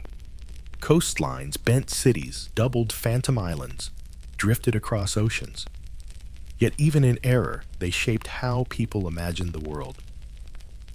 Columbus set sail westward, not into a blank void, but toward islands and lands copied from tradition. Merchants planned voyages along distorted coasts. Monks contemplated salvation, mapped onto geography. These acts, however, misguided, were possible only because anonymous mapmakers preserved journeys they had never taken. The flaws of their maps mattered less than their persistence. In this way, the forgotten mapmaker becomes a symbol of all anonymous labor. History depends on those who do not seek recognition. Their names fade, but their work endures, shaping thought, belief, and memory. To study a medieval map is to honor not only its content, but the endurance of the person who traced it, even if we do not know who he was. The silence of his name becomes part of the story, a reminder that much of history is made by those who remain invisible. Perhaps this anonymity carries a lesson for us. In a world that prizes recognition, fame, and individuality, the medieval mapmaker reminds us that legacy can exist without identity. His lines endured because they were copied, not because they were signed. His influence reached across centuries, not because his name was remembered, but because his patience preserved knowledge others might have lost. His forgotten name is not erasure, but testimony that even without recognition, work can matter. Picture him one last time. He sits at his bench, quill in hand, tracing the faint line of a coastline. The light is dim. His back aches. His eyes blur. He does not know that this map will survive centuries, that scholars will study it, that his lines will shape thought long after he is gone. He knows only that he must finish this commission, that tomorrow will bring more lines, more names, more corrections. His legacy is not in who he is, but in what he leaves behind. And here we end with the unresolved thought that lingers across all of history. Is it the names of individuals that matter most, or the quiet endurance of their work? The medieval mapmaker's forgotten name suggests that perhaps it is the latter, that the survival of memory depends less on recognition than on the patience of countless hands who labored in silence.